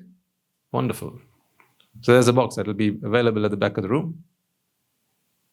If you have something that you can't ask in an audience, because it may be a problem that you have with your spouse, maybe a problem that you have with your friends, or maybe your children, maybe at the workplace, maybe here. I doubt it, but maybe. Maybe. Or maybe, you have an illness that you really don't want to talk out loud about. Perhaps you have something terminal. And some people don't like to talk about those things until they further themselves in the Dhamma. Then they realize this is just a body. I'm not talking about an illness that I have. It's just an illness of the body. If I had cancer, for instance, you came and asked me, I'd have no problem telling you I did. And I wouldn't cry about it. I wouldn't feel, I wouldn't allow it to consume me, if you get what I mean. I see these things happening in the world around me, and I always think to myself, people, we can help people be different, right? For instance, I like it that people do this, but there's always a better, a more effective answer. For instance, let's say someone in the family gets cancer. Okay? Say the mother gets cancer. Now she has to shave her head. To make her feel better, what do everyone else in the family do? They also shave. How far down the wrong road should you go to get the right answer? It's okay that people do that because that's the best that they can do. But I'm saying, they haven't sought refuge in the Dhamma. Because to that person, shaving their head means now they've lost something that they love so dearly. Isn't that the problem? It's not losing the hair. It's the love for the hair. That's why I say, it's too late if you come here when you're terminally ill. Because it just may be that you don't have the mindset now to actually understand what I'm saying. Because then you're too engrossed and too consumed by the grief. The best time to understand the Dhamma is right now. When you don't have something that's, too bothering you or too annoying you or, something that's consuming you. When you're free to actually, all you have are the, just the usual vicissitudes of life that you have to face and overcome. This is the right time for this. Several times people do come in when they've got a cancer. Why am I saying these things to you? Because you're also people. And who get cancers? People do.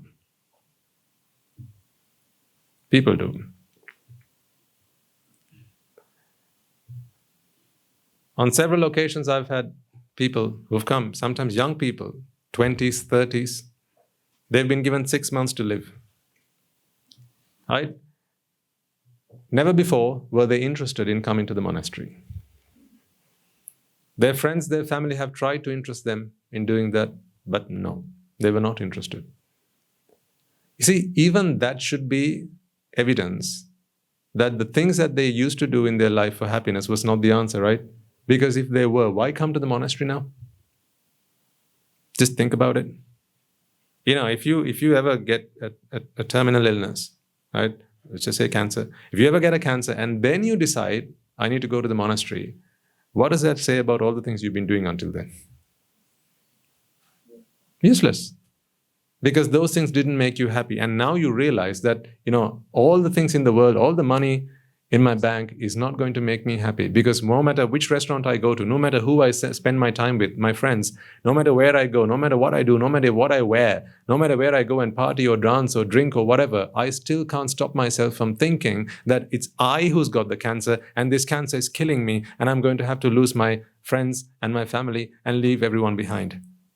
I can't deal with that grief right now. Is where those people are then. So wasn't that problem there right from the start? It was just suppressed because other things took center stage in their life. Other things were more important to them.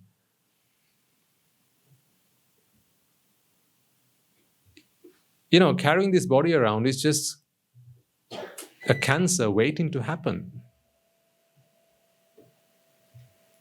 With the kind of foods that we eat these days, with the kind of lifestyles that we live these days, with all the pollutants in the air and the water and, everything that we have to put ourselves through these days, all the stress and the strain that you have to put yourself through these days, right? It's just going to keep getting worse. So really, more people should budget some of their time for something like this. They'll budget their finances to the last penny. They'll say the important things first. Let me pay my bills first. Let me pay my mortgage first. Right? Let me put aside my the taxes and whatever that they have to allocate their budget to. But how many people really budget their time? Money you can always earn. How can you earn time? Once you've spent it, you've spent it. You can never earn it back. That's why I'm so against this, as I say, time is money. Nonsense, utter nonsense. You can give time and get money, but you can't give money and get time. How can they be the same? If they're the same, then you should be able to give one and get the other, whichever way.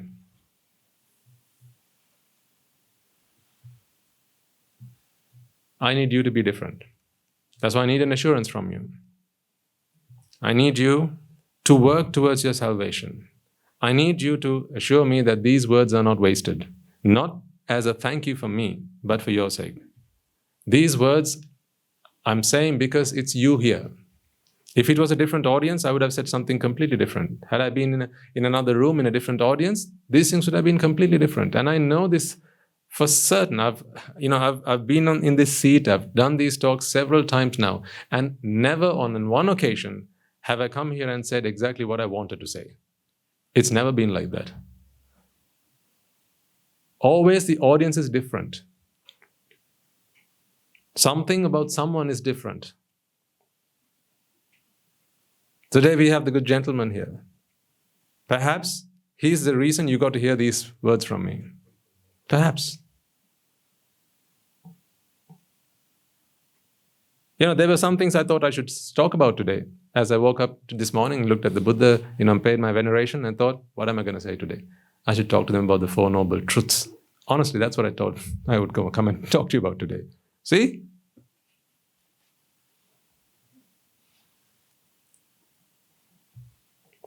So when I sat down, I started, Then he came and looked behind and he gave me a lesson. That changed everything. All my plans scrapped. Because he was to be my teacher today. And he said, look behind and said, learn from your past. Don't make the same mistake twice. So what I'm talking to you about today is that. We've made so many mistakes in our lives, making the wrong decision, walking down the wrong path. And we just kept on walking so blindly, thinking that I'm going to get somewhere someday. Never happened.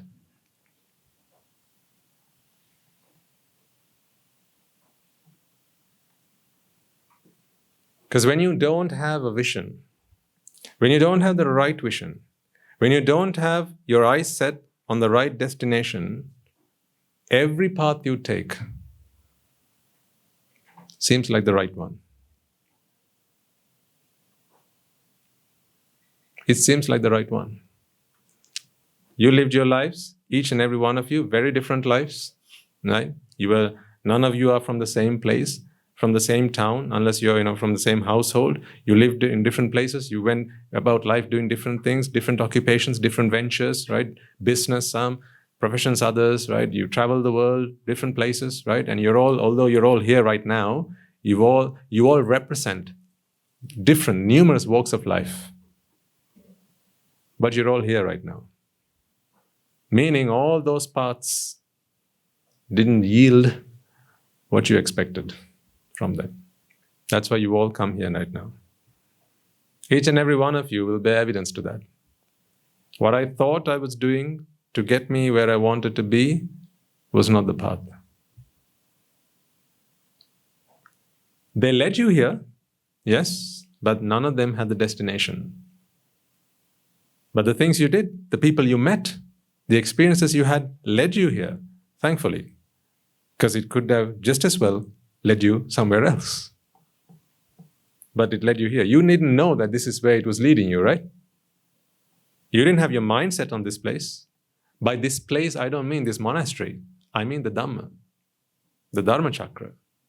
So you can wield the Dhamma Chakra. That's what I mean. It doesn't have to be this place. It can be some other place. But you didn't know that the lives you were leading, the paths you took, were going to lead you here. You didn't go into a restaurant thinking, someday this will take me to the monastery. You didn't go to a party thinking, one day this is going to take me to the monastery. You didn't go traveling the world thinking, one day it's going to take me to the monastery or to the Dhamma. They just happened. Eventualities.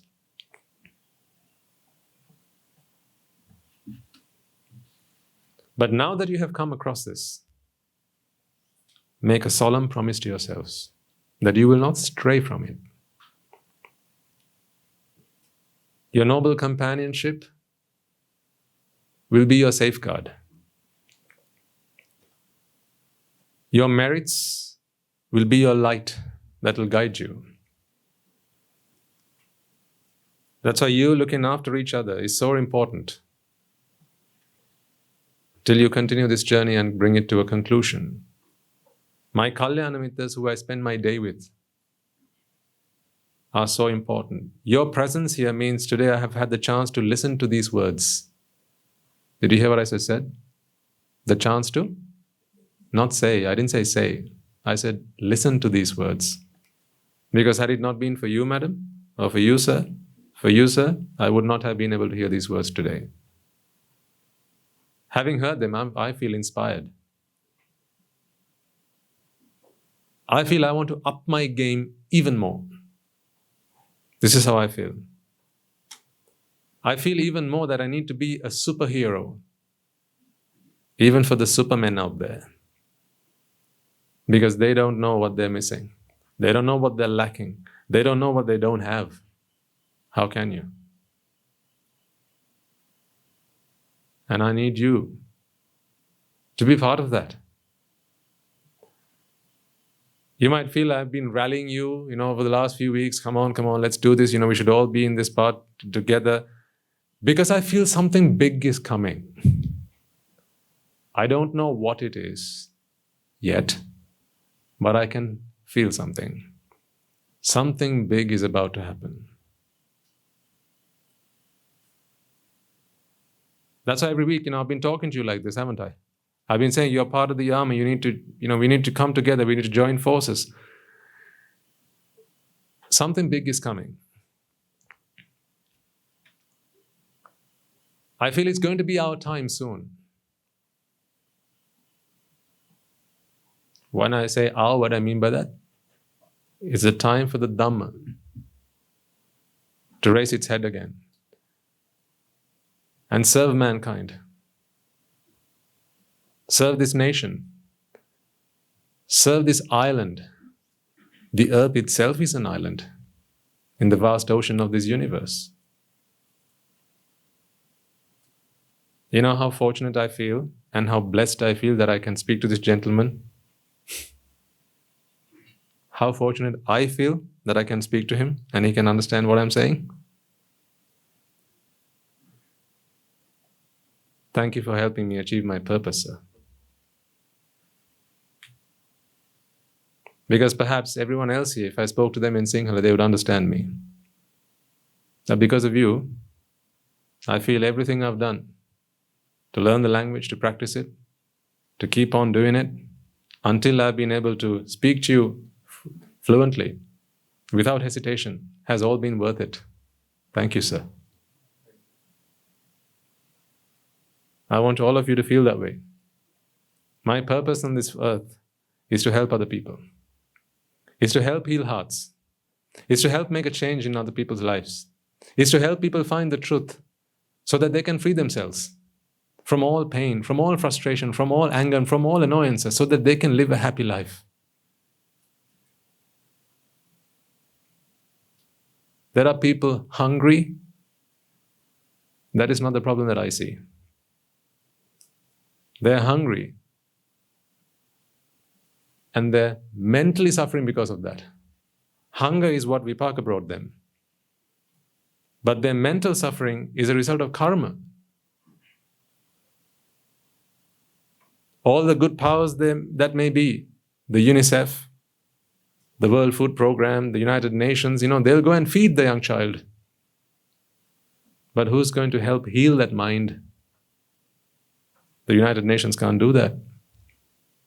Only united Aryans can do that. That's why we have to be united. This is our organization, to come together, to come under one banner, to come under one flag, stand united and help heal the world. I need you to join me in that, because something big is coming. I think our chance to shine, our chance to do this service to humanity is coming, folks. Only last week I spoke to you, right, that we were going to make this an international program as soon as the time is right. And we were going to start this again and extend this program so that it would benefit our international listeners, especially the people who are not privileged enough to come here and listen to my teacher speak to them in Sinhala. Do you know the number of emails that came back and the comments that came back in appreciation of that? If you had a chance to see some of them, you'd think to yourself, I need to do the same. That's why last week I reminded you, let's all learn a language. All of us. It doesn't matter that you're 60, 70, 80. Who cares? Because how do you know how skilled you are at it? Perhaps it's something you've done in the past, in your previous lives. Then maybe 1 year of it and you'll speak like a parrot. You'll speak it so fluently. It'll just come to you naturally. Even if you don't, at least you've tried. That's what matters. So I urge each and every one of you, pick up a language. Korean, French, German, Italian, Mandarin, Japanese. Learn a language. Because only 20 million people in this world speak Sinhalese. How can we help other people? English is not enough. And only me speaking English, speaking the Dhamma is not enough, certainly. That's why you should all do the same. Guide people. If you can't speak the Dhamma eloquently, guide them to the right place. Show them online. Because once they're on YouTube, they get lost. You know what YouTube's like.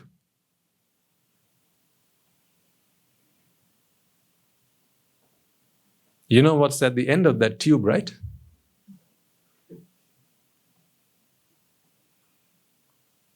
You go in there for one thing, you end up doing something completely different. Spending away precious hours of your life, wasting away precious moments of your life, indoctrinated with everything you watch on there, all designed, carefully, crafted, skillfully, masterfully.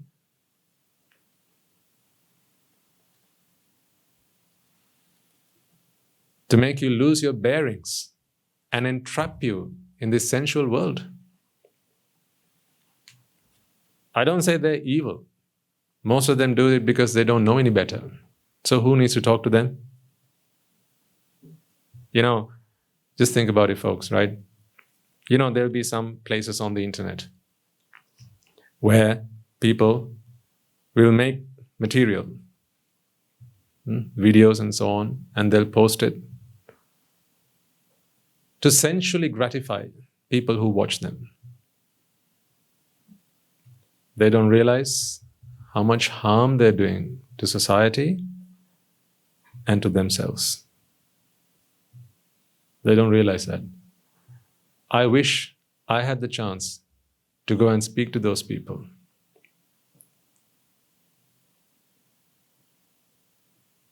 Because there's everyone looking after the people who fall prey to them. But what about the people who are engaged in doing them? Because they're not bad people. They just haven't been showed the right path. Therefore, on the wrong path, they keep doing a pretty damn good job.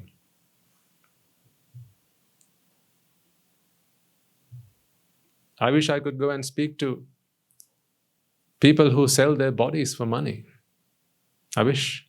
So I could talk to them and explain to them the truth. That the things that they're going after are not the right things that make them happy. Because they do it so that they can earn something. But in attempting to do that, they don't know how much harm they do to themselves. And I don't mean the superficial harm. I don't mean the physical harm. I don't mean the things that they have to put their bodies through. That's not what I'm talking about. But by enticing someone sensually, the harm that they do for their future is just tremendous. But who's going to talk to them? When do they ever get a sermon? That's my question. When do they get a sermon? What, on Poya days? People in prisons, they get sermons. People in remand homes, they get sermons. Huh? People in other establishments, they get sermons. Private businesses, they get sermons. But who talks to them? Who talks to the prostitutes? They're also people. They're also human beings. They just don't know the path. They just don't know what is. They just don't know the truth. But someone must show it to them. I can talk to these young girls here so that one day they will never walk that path. I can talk to these young boys and girls in this room so that they'll never walk that path, because they will learn and realize the truth, right? This ripe young age. But for some, they missed that opportunity because they didn't have teachers to guide them. They didn't have the Dhamma Chakra.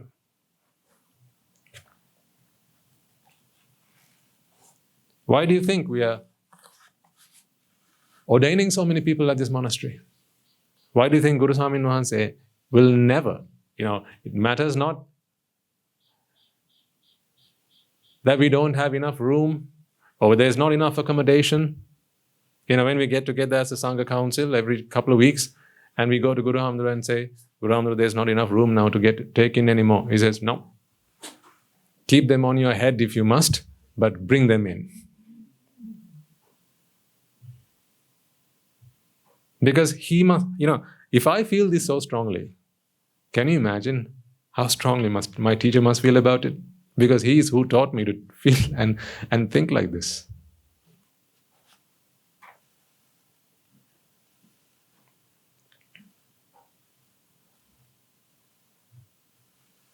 There's a huge journey in front of us. I can't even see the end. It's just so far away. But that doesn't set me back. It only inspires me more. I feel energized. I feel enthused. I feel empowered. I know I have to do this. And I need you to play a part in that. Do everything in your power. Breathe for other people. Walk for other people. Talk for other people. Live for other people. Help other people do the best that they can. Help them achieve and become more than they are today. That is the answer to your salvation.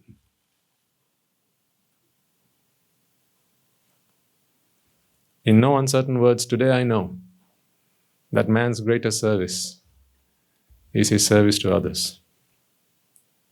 About that, I don't have a shadow of a doubt. And I'm not doing this because I feel I need to serve myself. No, honestly. Perhaps in the past, maybe I thought, well, if that's the way to do it, then what I need to do is give so I can get. That's not how this brain computes anymore. It's not how this mind works anymore. That doesn't feel natural to me.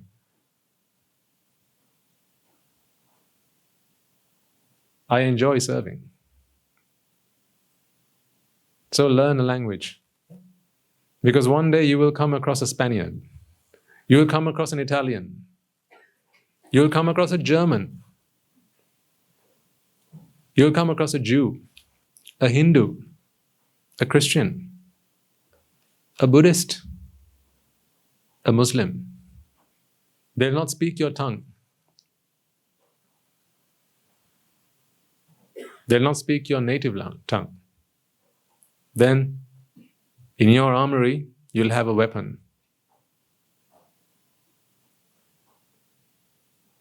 Put that on the Dhamma Chakra and fire it. You'll be so glad you learned that lesson. Just as I feel today. That's why I said, right at the start, I feel so happy. I feel so happy right now to have this gentleman here. I'm so happy that I can talk to him. I'm so happy that I can give the Buddha's message, the Buddha's gift to this gentleman. I'm so happy that I can teach him that happiness is caused by attachment and not because of the things you have around you. So you don't need to get rid of the things around you. And you don't need to bring things close to you either. If you want to be happy, rid the mind of attachment. Not knowing that is ignorance. That is what the Four Noble Truths teach us. But I'm able to do that because I made that effort. And to all the teachers who taught me so painstakingly, who sat by my side and taught me the alphabet, I'm so eternally grateful to them. Wherever they might be today, I transfer merits to them. They may be among the living, they may be among the dead. But I want them to know, thanks to you, today I'm able to help the world. They who sit the head down by my side held my hand and taught me how to write, taught me how to read, taught me the meanings of the words that I came across. There was a time where I was sat in a class and I couldn't even ask for permission to go and use the toilet. There was. That was the first day I found myself in an English medium school. I didn't even know the words to ask for permission to go to the toilet. You know what happened? I wet myself. I did. Because there was no one around me who could speak my language. There was just one person, another girl, who was sat a couple of desks away. She was the only one who spoke in Sinhalese. But she was a girl. How could a guy like me tell her that I want to go to the toilet? I was far too embarrassed to say that. So in the end, the inevitable happened. And to this day I remember that. And then I thought to myself, no, never again. That day I was able to, because I didn't understand the language, I couldn't help myself. I couldn't help myself. So I decided to change. I learned the language. Today, I help not only myself, but so many other people. Please, I ask you, please, learn another language. Whatever that language might be, learn another language. Very few people in this world speak your mother tongue. Most of them speak another language. You need to be able to convey the Buddha's message to them and with every sense of it. So you can't use the wrong word, then they won't get it. You need to be able to sense them, and they, you. So master it. Learn it, then master it. We do it with all our Swamin Wahanses at the monastery.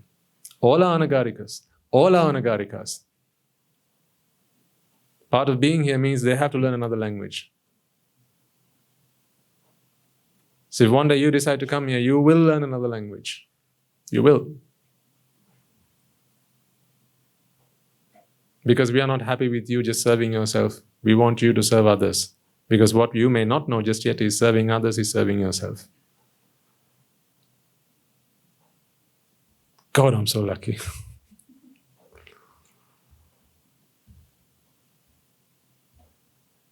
The flurry of emails that came, comments and appreciation for us making this change, because now people know that if they wish to visit the monastery, they have a whole half-day's session. They can come and they can precept in English, they can do the Buddha Puja in English, they can listen to the sermons, they can engage in discussions. This was too late we did this. We should have done this much earlier. But as I said, something happened. I don't know what it was. Something happened. Something big is coming. And we are readying ourselves for that. I don't exactly know what that thing is, but it's coming. I speak to one of our Swamin and says, you know what his ambition is? One of our Swamin says. And I don't know whether he realizes the size of this ambition that he has. I honestly feel that he doesn't realize how mammoth of a task he's taken on upon himself. Every time I ask him, what do you want to do with your life as a monk? He says, Handro, there are 8 billion people in this world and I will lead them to Nibbana. And he says this with all his heart, and I can sense that. It's like the Bodhisattva.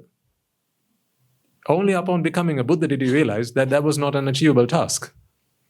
He wanted to take every single sentient being to Nibbana, and then him, like the captain of a ship. All before me last.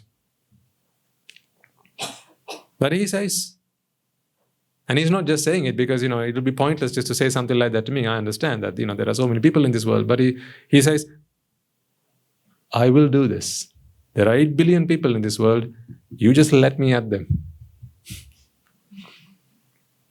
He says, prepare me so I can go and do my job. A few months ago, about almost a year ago, I saw him doing some research. He was looking up, what language do most people in this world speak?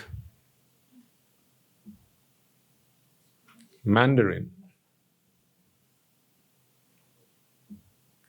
Because that's where most of the people live in China. The largest portion of the world's population are there. And he said, I want to learn this language. Like, you mad? It's one of the most difficult languages to learn. If any of you have ever tried it, it's nothing like English. It's nothing like Sinhalese. They have pictures apparently. And in every picture there's a whole sentence, apparently. And there are numerous alphabets that you have to master. And apparently even Chinese people, all their life they learn the language and they still can't master it. And this Swami Mahansa says, I want to learn that language because if I learn that language, then I can help as many people as I possibly can. I can start there. He learns English and he learns Mandarin, and on God knows what he's going to do next. I know he's not done yet. I wouldn't be surprised if he came back a few months later and said, I want to learn Tamil as well. And then he'll say, I want to learn Mongolian. And he'll say, I want to learn German. He's so motivated. I speak of one person. But such is the character of almost everyone you see in this monastery. Because they're your children. They have their blood, your blood in their veins. They have your charisma. They bring something about you to this place. We shine it, we polish it, we nurture it, and we foster it. You give them nature, we give them nurture. That's why I say, you and I, all of us, we have to do this. Something's coming. Mark my words, something's coming.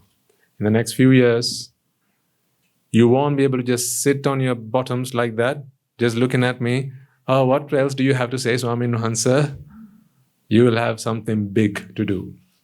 Something very big, something grand. You'll all be part of something much, much, much bigger than you.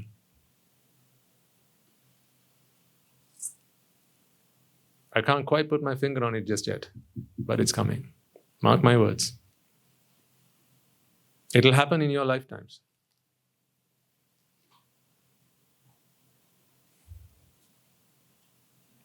As I say, right now, start. Start it now. I feel a lot of people will start coming to this monastery. I feel. A lot of people from other countries.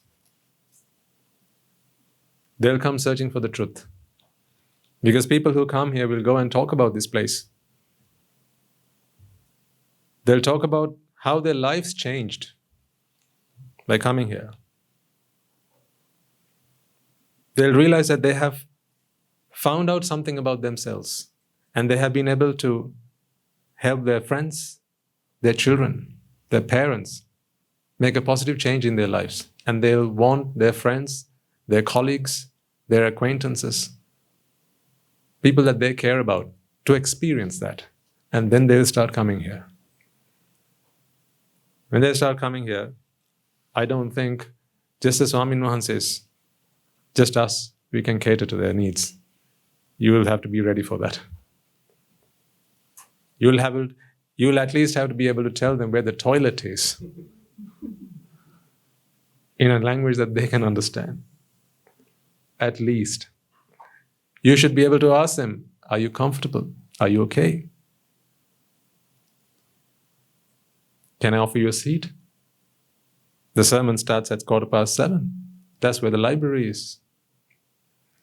Guru Andhra tells me, in the near future, Swami Nanza, he tells me, because he was quite pleased about the fact that we've started this program in the library from the morning. He says, very soon I want to start one in Tamil, somewhere else in this monastery, in our premises. He says, after that we'll do one in German. After that we'll do one in Hindi. After that we'll do one in Japanese. After that we'll do one in French.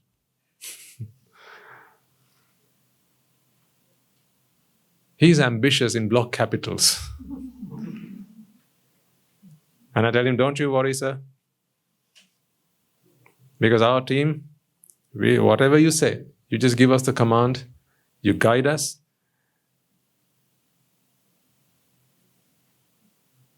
And be the strength to us.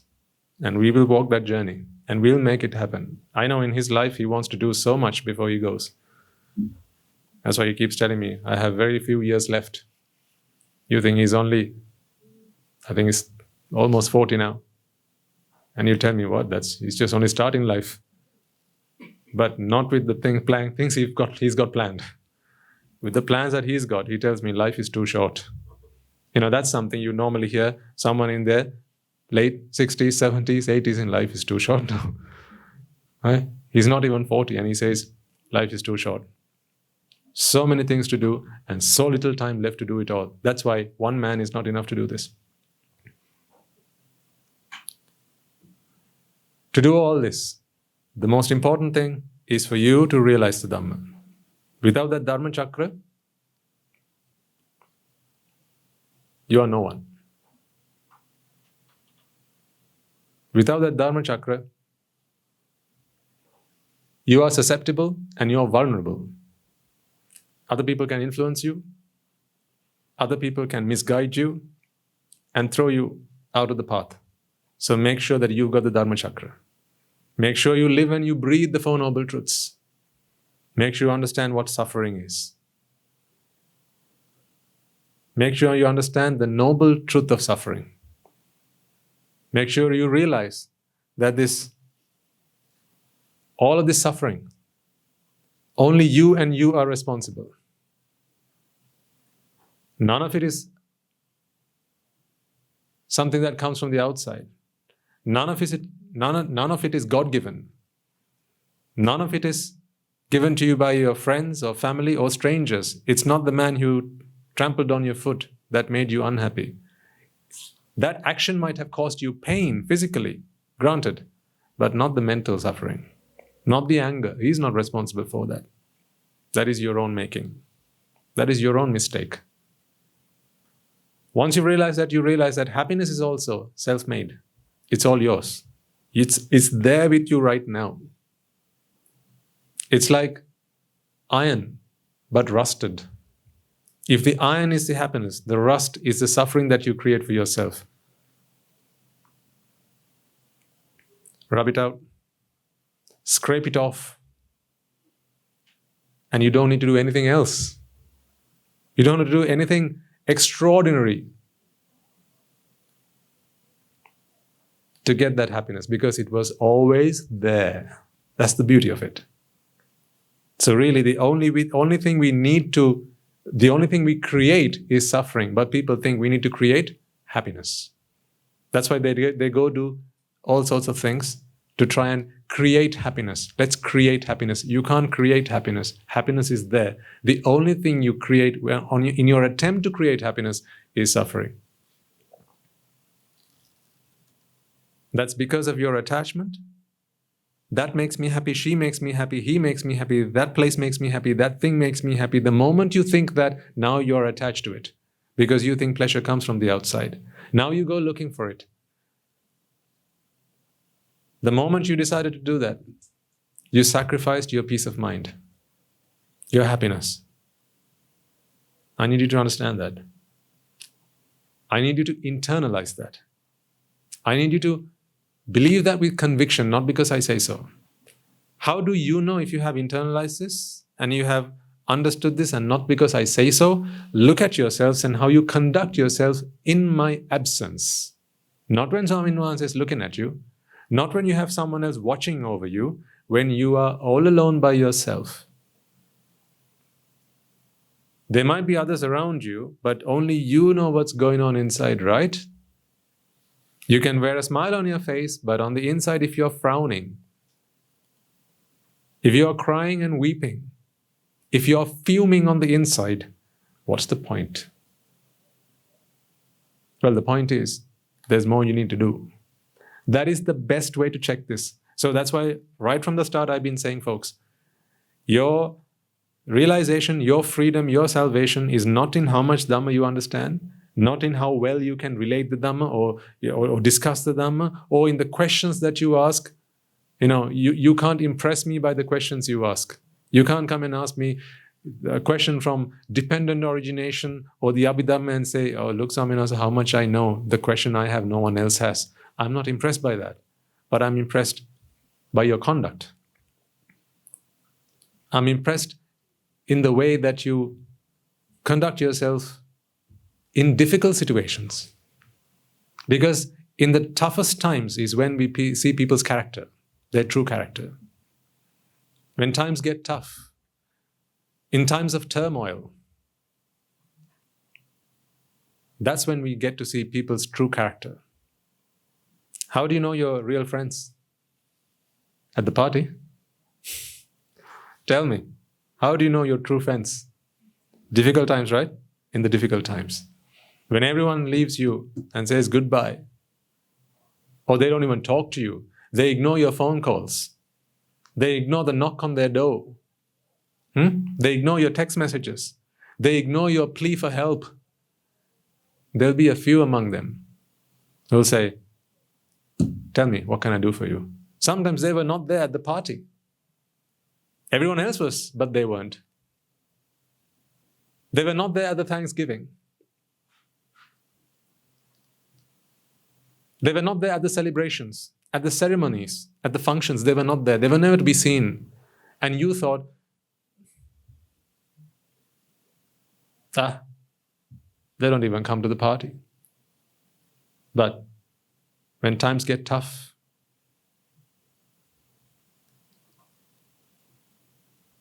when push comes to shove, that's when they're there. See, this is how you know your true friends, right? Now, how do you find out who you really are? If that's how you can judge a true friend, how do you judge who you are? In the tough times, in difficult weathers, when times are challenging, in the difficult times, see how you react, see how you respond. When forces around you will try to lure you into the clenches of sensuality, see how you'll face those situations. See if your better judgment will always stand in front of you and guard you, or will it only come after the fact? when the deed is done and it's all too late, now all that's left is to suffer the consequences. When anger tries to get the better of you, when someone upsets you, when someone tries to annoy you, when someone says something bad to you, when someone tries to anger you, or accuses you of things you've never done, you never even thought, not in a million years or even in a dream, and they accuse you of it, how do you feel? Now, no one can see how you're feeling. It's all on the inside. That's the acid test. If you feel but don't do, you're a good man. But if you don't feel, now you're a great man. No animosity, no grudge, no resentments. All you see is Vipaka. That's what was meant to be. How can I help him free himself from anger? I want you to be like that. I want you to be like that, folks. Someone comes and screams at you, shouts at you, angry, fuming at you, and you're there thinking, how can I help him? How can I help him come out of this rage? How can I help him feel better? How can I help cool him down? And not have anger burn him on the inside. I want you to be someone who feels like that. That's what I subscribe to. That's the lesson I have learned. That's what I live by. I want you to be like that. See, therefore, if you're someone like that, even someone who's angry is in a good place when they come to you. Aren't they? Someone is in a rage of a fit, and they're still in a good place if they come to you. And when they come to you, they feel like murdering someone, as Angulimala once was. But he was fortunate enough to find himself in a good place, in the presence of an Aryan, who was able to talk sense into him, using the right words. Because, those words will have depth, gravity, and meaning and sense, all down to what you feel on the inside. These words, if you feel you are affected by, it's because I practice them. And I mean it from the bottom of my heart. If all I do is come up here and give you a good talk, trust me, you're not idiots. You're not idiots. You will know that he's just giving a good talk, but inside, he's just a hypocrite. You have lived enough to know that. You have come across enough people to learn that.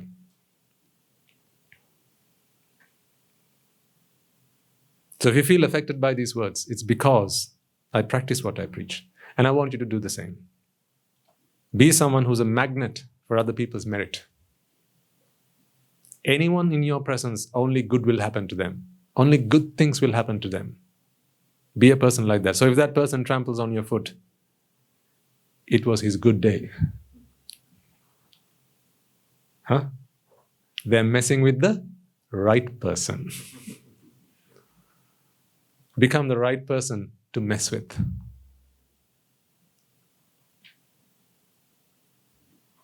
What do people normally say?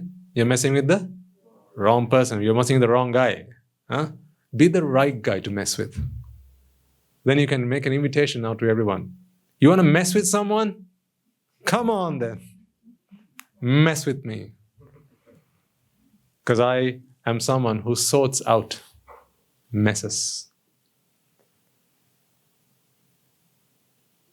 You can, folks, you can. I know you can. I know you can, and I know you will. Because this path is so crystal clear.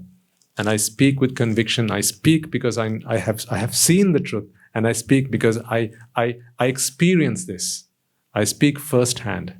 I have transformed. My life has changed. I am not who I used to be. Oh, I'm not who I used to be. Trust me. I'm a different man to who I was. It is because of the Dhamma. My teachers helped me learn the Dhamma, understand the Dhamma.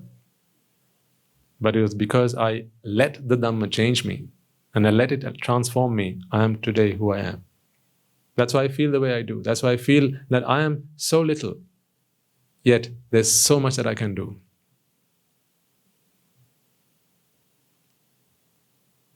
And you can too.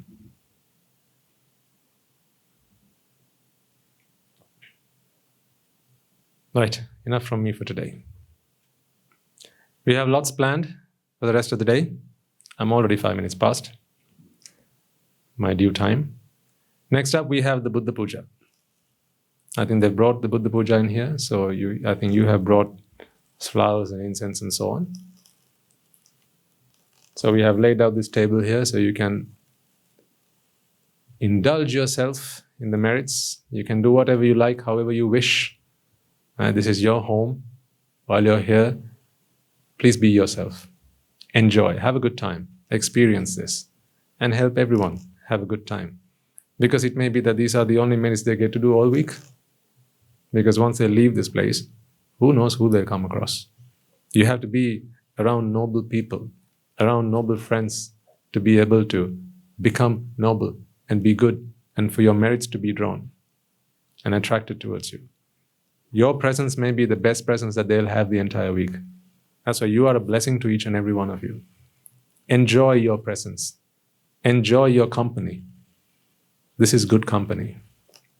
Good Company Private Limited.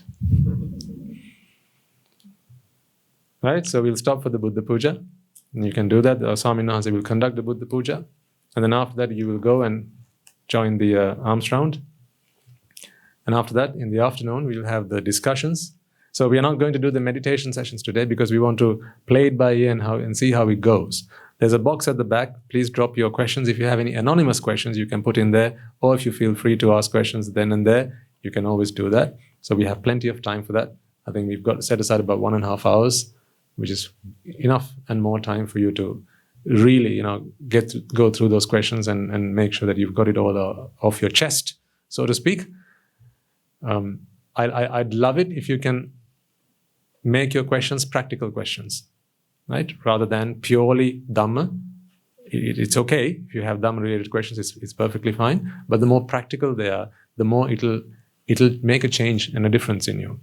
The more it'll help you walk away a better man, a better woman, a better person. I almost forgot.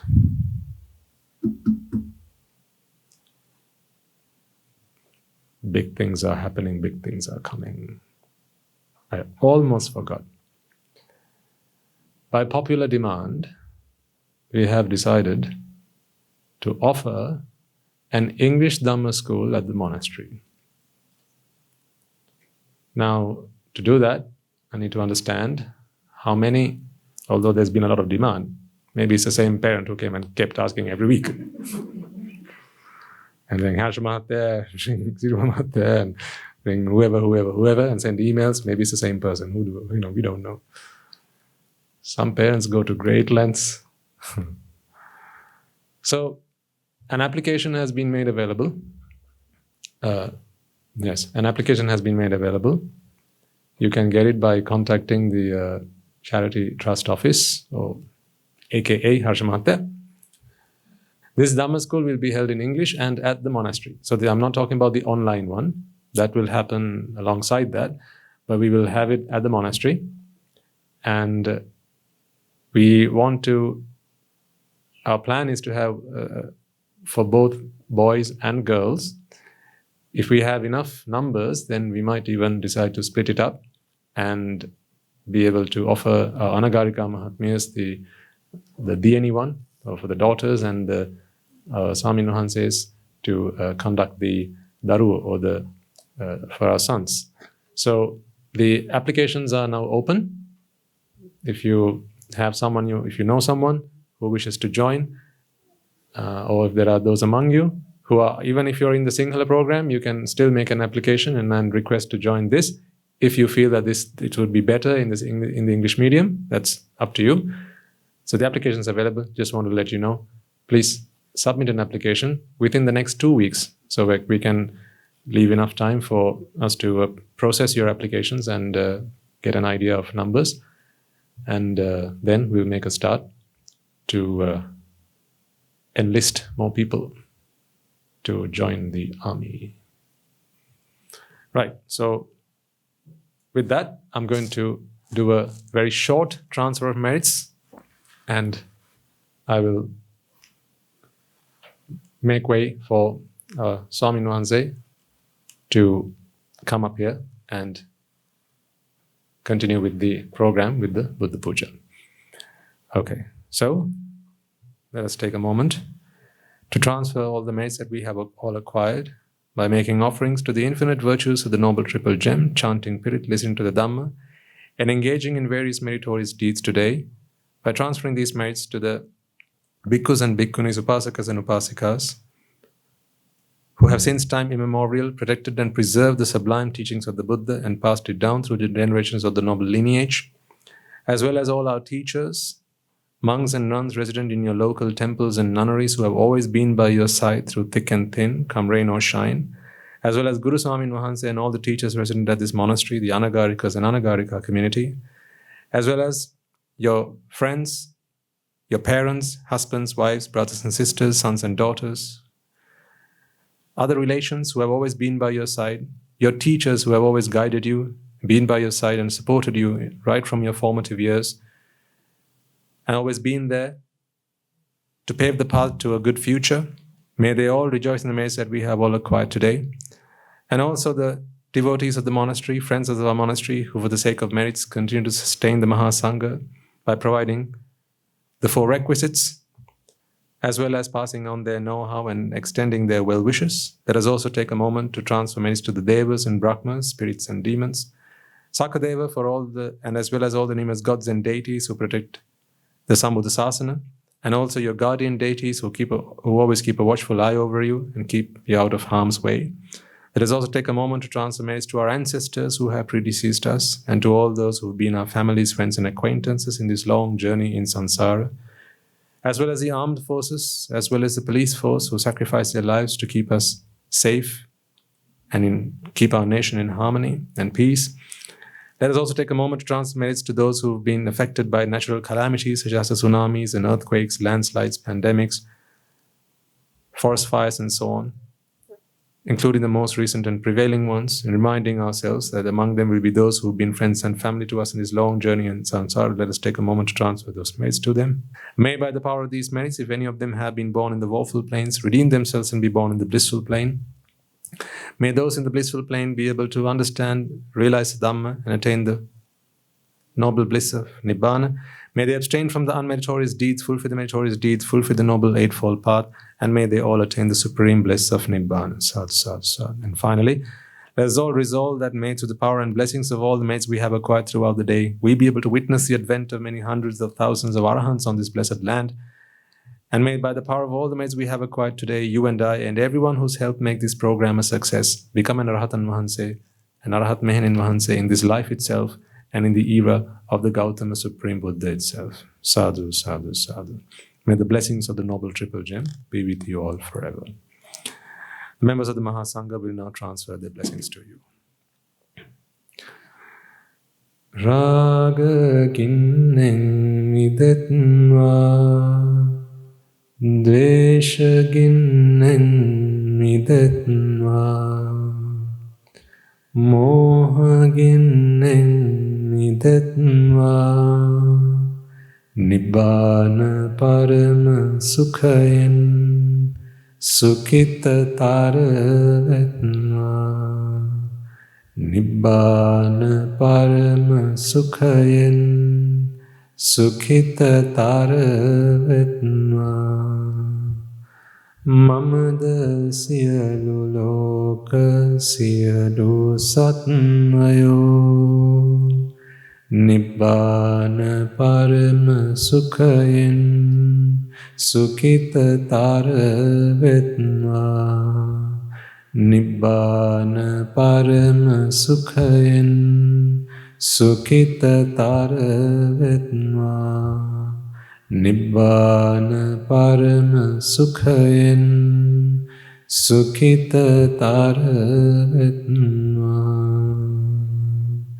රාගගිනි නිවේවා ද්වේෂගිනි නිවේවා මෝහගිනි නිවේවා නිවන් සැප ලැබේවා නිවන් සැප ලැබේවා නිවන් සැප ලැබේවා තුනුරුවන්ගේ සූවිසි අනන්ත මහා ගුණ බෙලෙන් සියලු ලෝක සියලු සත්වයෝම නිබ්බාන පරම සුඛයෙන් සුඛිතව වෙත්වා සාදු සාදු සාදු